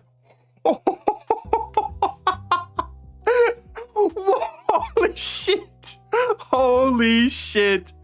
That is so good. Fuck, that's so good. That is so fucking good. That's what I'm here for, Pedals. That's why, this is why humanity is here. This is why I'm slaving away to keep the internet on. I had the vague concept of, hey, by the way, we do have this Castus connection, which I've only brought up because Shram mentioned it. So thank you to Shram. And then I've remembered, well, look, if we're gonna leverage this, we have to do it now. And then, shit. Okay. Castus Vlogs has unsubscribed. Last video, we spoke about the largest and most influential faction in Hell. However, there are smaller parties who claim and somehow maintain independence. Small refers to their population and political power. It is not in reference to the power that matters. Civ Trau, translating roughly to "I am," is a way of life some vow commit to. They have their own interpretation of Rowenian history and philosophy, believing they need to compete for their power and to prove it to all who may witness. An inseparable religion and faction has formed over time, where all work independently but parallel towards a promised afterlife. They steal souls, like the rest, but insist that the violent component of this act be as fair as possible. Knights of Civ Trau make shallow, lazy efforts to convince their peers that each of their duels is fair and thus won more deservedly, informing a twisted sense of honor. It seems my species can't leave any good thing alone. It is rumored that the most proven among them earn the right to a profane art that even the compass itself has not yet engineered: the ability to store multiple souls in a single weapon. Vile trophies to parade around their arenas and guild halls. This is the focus of their spirituality, believing that a warrior's death will bring a level of afterlife relative to the number and quality of the souls in their weapon. It is stated that ownership of 6 souls is prerequisite to the least impressive level of this next eternity, then 66 and better, and so on. Some souls are considered more worthy than others, however, the rules remain very unclear to me and perhaps even themselves. The value of these trophies is authenticated by an ability accessible to all factions. Blacksmiths across Rowan can know the history of an item with a single touch, instantly learning what the material of a weapon was used for prior and how many times it was reforged. The same ability is used to comprehensively verify the souls trapped within. It is said that particularly angry souls can be sensed by all, with their wrath so loud no skill is needed to hear them. Civ Trau will wage war, united in the preservation of their way of life. Not long now, skirmishing across the border of Saurohin, resulting in the Saurohin capitulation of what is now the Kingdom of Dran Lower. Historically, Dran Lower was the primary breeding ground of Civ Trau's mount of choice, the Rowenian Warbeast. Warbeasts are quadrupedal monsters bred into stagnation from unknown ancestors. They are born with large upper arms, crushing hands, and prehensile tails.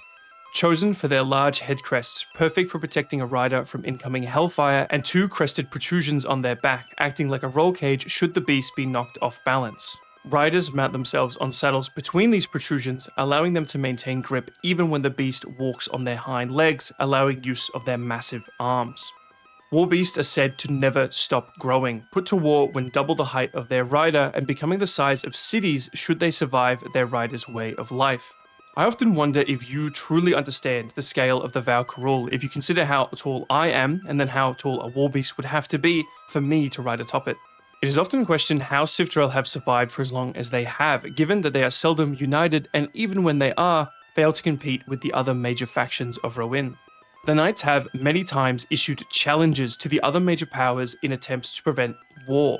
They spread word of the cowardice of any army who might invade Siftrael instead of sending a champion. I recall even my Enforcer companions speaking of the shame it brought Sarohin when they chose to invade Dranloer instead of sending a champion to duel for it. What is strange is that I know not the rules of these border dictating duels and do not know where they take place, nor has anyone told me they have witnessed it. What I do hear is the caliber of challenger who has never returned from answering the call. The Compass's mightiest heroes and the Drow's largest dragons alike have failed to earn conquest of Siftrael. This logic applies to the individuals as well. Knights can challenge or be challenged and is considered cowardice to refuse. In case you forgot, cowardice can be lethal in Ro'in for more than one reason. Siftrael Knights will often add conditions for their challenge, fighting without weapons, fighting with the same weapon, or even banning particular techniques. I once witnessed a duel on the border of Dranloer between a knight who had assimilated and his brother who had not. The latter demanded a war beast be offered to him so that they might fight on equal footing. Now both mounted, the true knight clearly had far better control of his beast than his brother, rolling around attacks and commanding his monster's tail.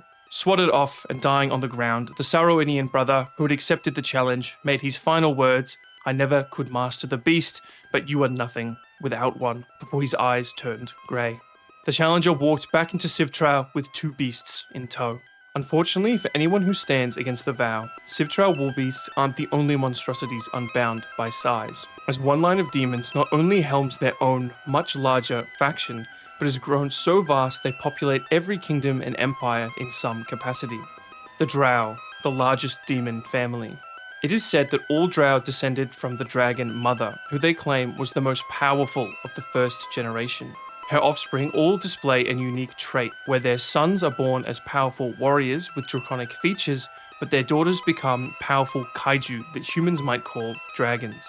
They most resemble what your legends call wyvern, quadrupedal with massive wings spanning their front legs, however, they come in many forms. They can speak and are just as intelligent as their brothers, if not more. I theorize, based on an earthen perspective of genetics, that given how strong and persistent the presentation of these genes are, that it is inevitable that all Val will one day become Drow, even if it takes another billion times the time Ro'in has already existed. There is a simple question, so natural for the Vow to ask, even with our lack of curiosity, that many have wondered why the Drow have not yet taken over Ro'in, but the Compass has an answer.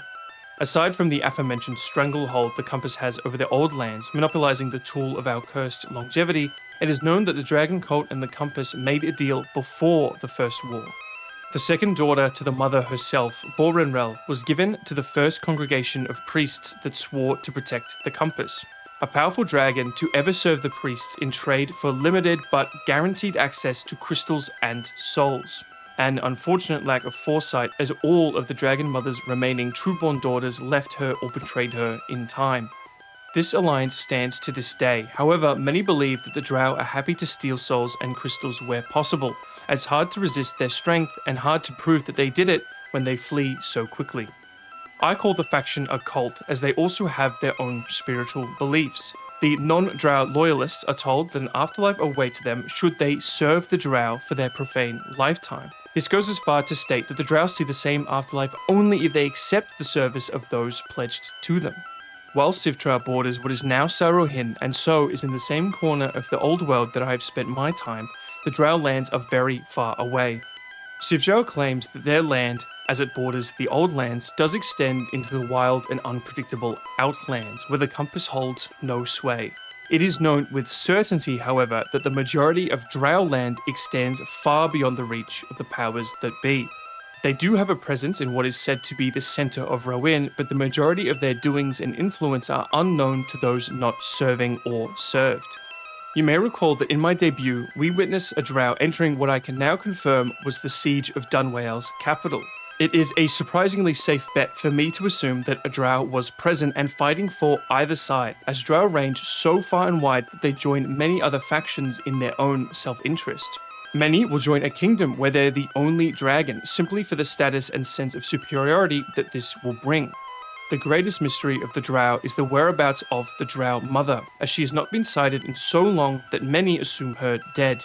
A favourite pastime of all Vow is to debate who is the strongest among our ranks. Even those who live to build their ego concede that the debate ranges between the Drow mother herself, should she still live, or Vorkin, the Compass Guardian. Everyone has their opinion on which would win in a fight. The only Drow that I can claim to know is my only Rowanian friend, Drow Siphoset, assuming he is still my friend when I am honest about my dealings with humanity. I am confident that he still will be, as I felt like an outsider even before coming to this planet, and he seemed to put up with me nonetheless. He has a humanoid form like myself, resulting from his gender identity, allowing him to become a widely celebrated blacksmith. He may be smaller than a conventional dragon, but I am confident that he would make even Castus R look small, his draconic genes superseding his shape.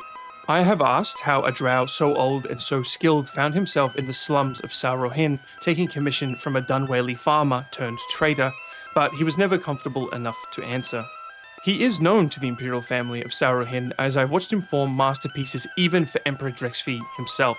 He is my only inhuman friend, the only Vow who has ever seen anything in me, and a legend in his own right. Drow Siphoset, the Dragonsmith, and Sambi'el, the Betrayer.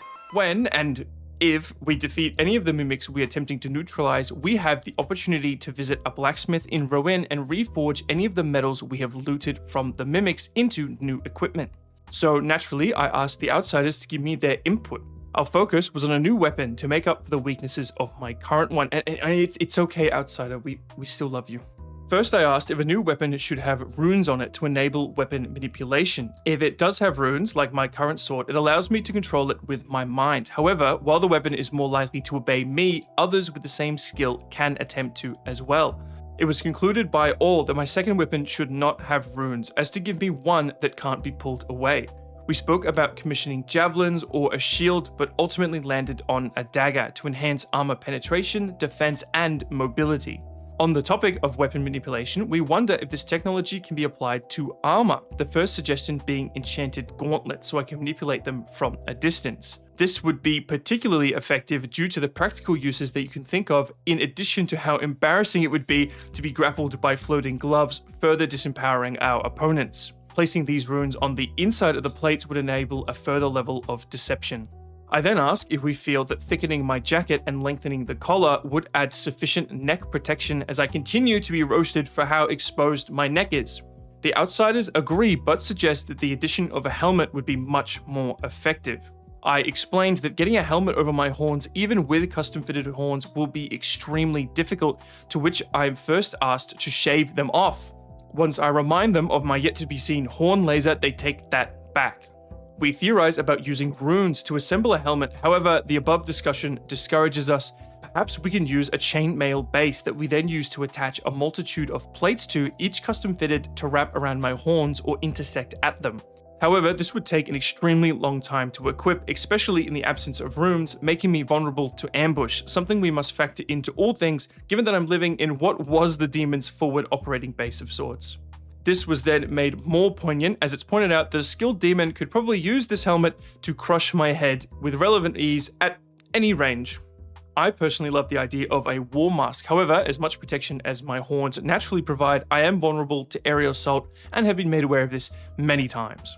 We finally landed on the potential for a two-part mask, one that covers my face and the top of my head, with the other clicking into place at the back of my head. This allows for full coverage, compensates for my horns, and only uses two parts, allowing for quick equipment, making runes obsolete. I'm then asked about what other resources we have available in Rowan, keeping in mind that all materials must be sourced from hell in order to survive any demon confrontation. I have made clear that our bodies are damaged by Karul if concentrated enough. Funny to think that an energy can be so powerful that it harms the very beings that are somewhat made of it. But we are more resistant than most things, hence the idea of our bones as a material. This may seem like it would make me uncomfortable, but I must remind you that I am a demon at the end of the day, as human as I might act. While not as strong as compound cold, most things on Earth will have sufficient trouble breaking them. I looked it up, and our horns are technically not horns. It seems that earthen horns are not a complete extension or part of the skulls, but ours are, meaning that our bones and horns are one and the same, so equally as durable. I explained that they don't routinely shed like antlers, and thus collecting those resources necessitates combat, something that the outsiders have noticed is common in Rowan. Given this discussion, Outsider Shram then suggests a design for the aforementioned dagger, adding the now discussed horn components to make it more brutal. As fruitless as aesthetic additions may be on Earth, the battle of ego is an undeniably large aspect of any demon brawl. The badass feeling of this metal as fuck tool will give me just as much as an advantage as the actual having of the weapon itself. Friend of the channel Pedals recommends that we do not rely on the bone serration for damage, as it's more than likely to get our new toy stuck where we don't want it. But he gives his overall approval, wondering what the properties of these bones may do for the weapon, keeping in mind that all materials suggested are not from Earth and I am not a blacksmith. The outsiders noticed that in our letter to Rayleigh, one of the bad demons, where we sent her on a mission to track down the fictional demon Steva Hen, we didn't take into account the potential for her to find and harm a human named Steven. The name was originally a joke about how it would be funny if there was a demon with a human name. Originally, I stated that I wasn't sure if they could sense the energy of other demons whilst they are pretending to be human. However, I have since realized how foolish I was, as it's more than likely that they can, as I constantly pick up all three demons when meditating to extend the range of that sense. We just need to hope that Rayleigh does know this and she doesn't go around attacking every Steven she finds. This issue has been expanded on more since this discussion, but not yet resolved. A longer discussion was had about Rayleigh's armor. The outsiders noticed how she has some skin showing and significantly less plate than Castus are. Some theorized that she's leaving specific spots exposed in order to bait opponents into attacking where she can more easily parry or counter. However, this argument is countered by survivorship bias, stating that she may place armor where she gets hit and so doesn't feel the need to place armor where she isn't. After this, they debate the effectiveness of a flashy armor that sacrifices function for appearance. The main example used is that of a king wearing fancy armor to boost the morale of his troops. However, I will add that it's very possible that Rayleigh wears this armor to show off her muscles and boost her own morale. She is Valkarul after all, and shredded at that. While discussing how I might fare in a fight with other supernatural beings, I described how I think a single Valkarul could destroy the entire planet. If I were to focus my energy on one point and have enough, I could probably use my horn laser to burrow into the core of the earth and destroy it. The core is hot, but I think Karul is a little hotter. I have always had issues with my voice while streaming, sometimes resulting in me needing to end streams early as I can no longer speak. However, this does not make much sense given Valkarul have a significant healing factor. We wondered in the Discord if I have caught Trebelt, a demon sickness. The outsiders mentioned that it's more than likely that humans can't catch this sickness. However, the question remains about how I caught it when I haven't had any direct contact with any of the mimics. It's possible that I had it before coming to Earth, or that the germs have lingered in this house, if they even have germs in the first place. Forgive me for not really knowing the science of what goes on in Rowan. We don't really have science. Well, it would make more sense if Drogzev had it, causing problems even after death. The outsiders asked why Valkarul have not yet fixed the portal that I destroyed when coming to Earth. Some think that they have, potentially creating a portal that comes out elsewhere. If this is true, the outsiders think that the Spymaster is using it to keep an eye on us, but then this begs another question: why would he do that? We had an in-depth discussion about how the royal family of the empire I was born in was overthrown so quickly and completely. The outsiders informed me of human history, where they state the royal coups like this were more often perpetrated by other members of the same family. A younger sibling of the last Sarohin may have wanted the title for themselves. We tried to put ourselves in the shoes of whoever took over and ask ourselves how we would go about it, like paying off the guards and mapping out the interior of the castle. When I questioned if a vow could be smart enough to do this, the outsiders pointed out how I have intelligence comparable to humanity, so it's not like it's biologically impossible. The outsiders also pointed out how the vow have been building large structures, portals, and developing rune technology for longer than your universe has existed, so there's obviously some potential. In the same discussion, an outsider disclosed their anger at the creators for taking away the vow's ability to reproduce. They felt that this was a complete moral injustice. Another asked themselves if this was done in attempts to get the vow back in line, a means of exercising their control over the vow as they compromised their relationship with the creators. We then ask if it's possible if the creators wanted us to begin our crusade against reality and orchestrated some, if not all, of our origin and fall. This begs the question, why would they want to do this? Wef Northington has a theory that reads as follows. So in the latest video, we know that Sambi'el is the third generation of demons made by another demon who took the creator's soul. But why did the creators take their souls away in the first place, and is this why demons try to take souls? For one thing, we know that these types of demons are the strongest in the universe, and my guess is that the creators made them too strong and got worried they might try to overthrow them, which kind of makes sense given they go around taking over other worlds and making other weapons. But there is one question in mind. What is their main goal? To be the strongest or to take over the universe? But if they do succeed, then what? The discussion of soul manipulation led to the question about what that experience must be like, to have your soul ripped from your very being and stored in a weapon, before being warped and corrupted into the same beings that caused all of this. One outsider asked if Val remember anything about what they were before, to which another pointed out that I personally don't. But we decided not to rule out the possibility of some information lingering. We would just need to figure out how to access it, and this does make some sense after learning that when vows steal a language, they borrow more than just the knowledge of the words, but some aspects of the individual sacrificed. Wef also had a theory on this, reading, in this recent video, he talks about how he does not know where his soul came from, but I feel like it came from a human. He is not filled with rage and is calmer than the other demons. He seems to like humanity. He likes it so much that instead of taking over humanity, he decides to help the humans. Almost like his soul came from a human. Yes, he is a huge fan of the creativity of humans, but he's a lot nicer and more caring than the rest of the demons.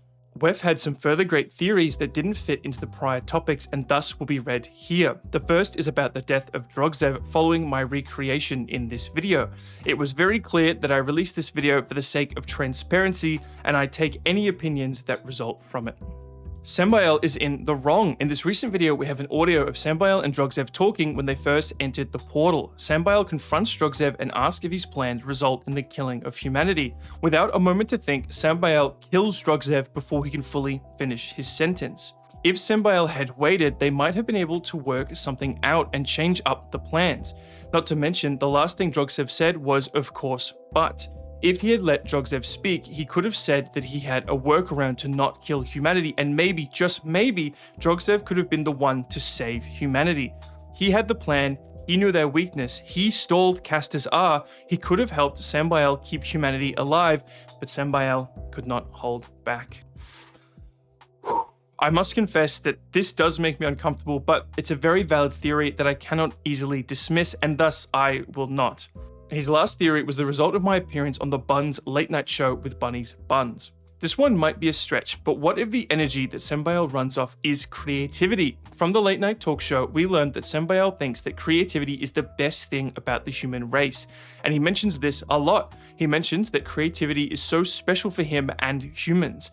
But what if the reason why it's special is because he runs off creativity, and not to mention, when he goes berserk, he drains energy a lot faster because he is using his creativity/energy. That is probably where his energy comes from in the first place, and why he likes that humans are very creative. But a question is, how is he getting this energy? In our last couple of letters to the other demon, Rayleigh, we've been sending her on a never-ending goose chase around the world in attempts to keep her busy while we organize this fight. We had last sent her to an undisclosed nuclear site to see what effects it would have on her, lying to her and stating that there is a portal there to get back to hell with our blessing. However, this has clearly backfired, but not in the way you might expect. And yes, I have had this letter for some time and have wrongfully kept it from you until now. Drogzev. I searched the identified area thoroughly. A strange energy saturated me, not painful, but intense. But as hard as I tried, I sensed no Karul, no portals, no home. As I was about to leave, a human tried to stop me, clad in a very strange armor. He asked how I was alive, stating that I should be dead, a crude insult to any Valkarul. As I am caught, and as you have given me your blessing, I will return to Rowan to meet the Spy Master. Punish me if you must for using the provided crystal, but I fear the compromise of my identity warrants quick action. I have neutralized the human, but not taken his life. He will return with me, so that his soul does not go to waste, and as an offering to the Spy Master. I hope he welcomes me for my efforts and forgives my failures. I will return to this world through the portal that you guard once I am complete, unless what I know is enough to issue the invasion. I realize that you do not know me. In your letter, tell him that I am a loyal subject of Sarohin who only has the Empire's best interest in mind. I have a great many plans for our home that he may wish to discuss with me, plans somewhat inspired by these humans that we would not want others hearing. Rebel. I hope you can see why I've been keeping this from you and you can forgive me for that. I appreciate that further discussion of this letter may not be worth it, as not only can she not receive further correspondence from us, but we may have already lost. It truly does seem like we've failed now on multiple fronts, and honestly, I am starting to lose hope. But you may notice that I'm not particularly upset, or I haven't given up, and that's because I only see one logical way out of this. That you do what you do best, and I do what you cannot. I will carry out our plan with Castasar to the best of my ability. The defeat of Drogzev was fueled by fear of the loss of this world, and perhaps the same emotion can lead me to another victory. And I need you to be ready for my return, so that we have contingencies to deal with Valkin, perhaps Rarel if possible, and inevitably the Spy Master himself, should we still be here to do so. At a time like this, there's only one thing I can say with true confidence. If this world is ending, if the fate of humanity will be the same as so many before them, then Castasar will not have his promised head start.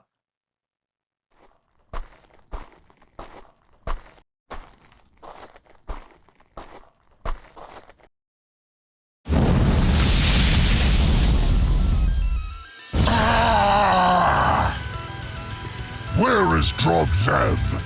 Castasar, the first enforcer, Scourge of Dunwale and Dranlower.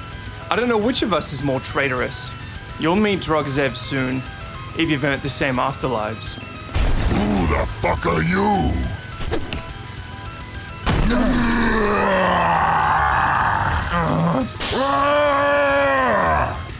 The mighty Castasar, hurt by an alien metal. You disgrace that jacket!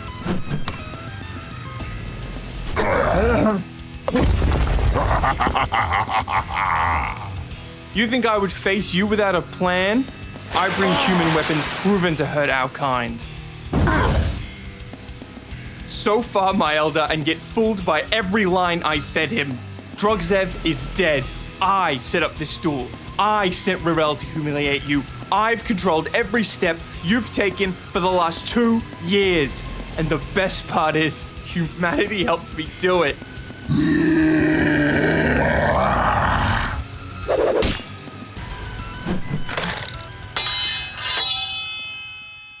A fun story that no one will live to tell. Not you nor your pets.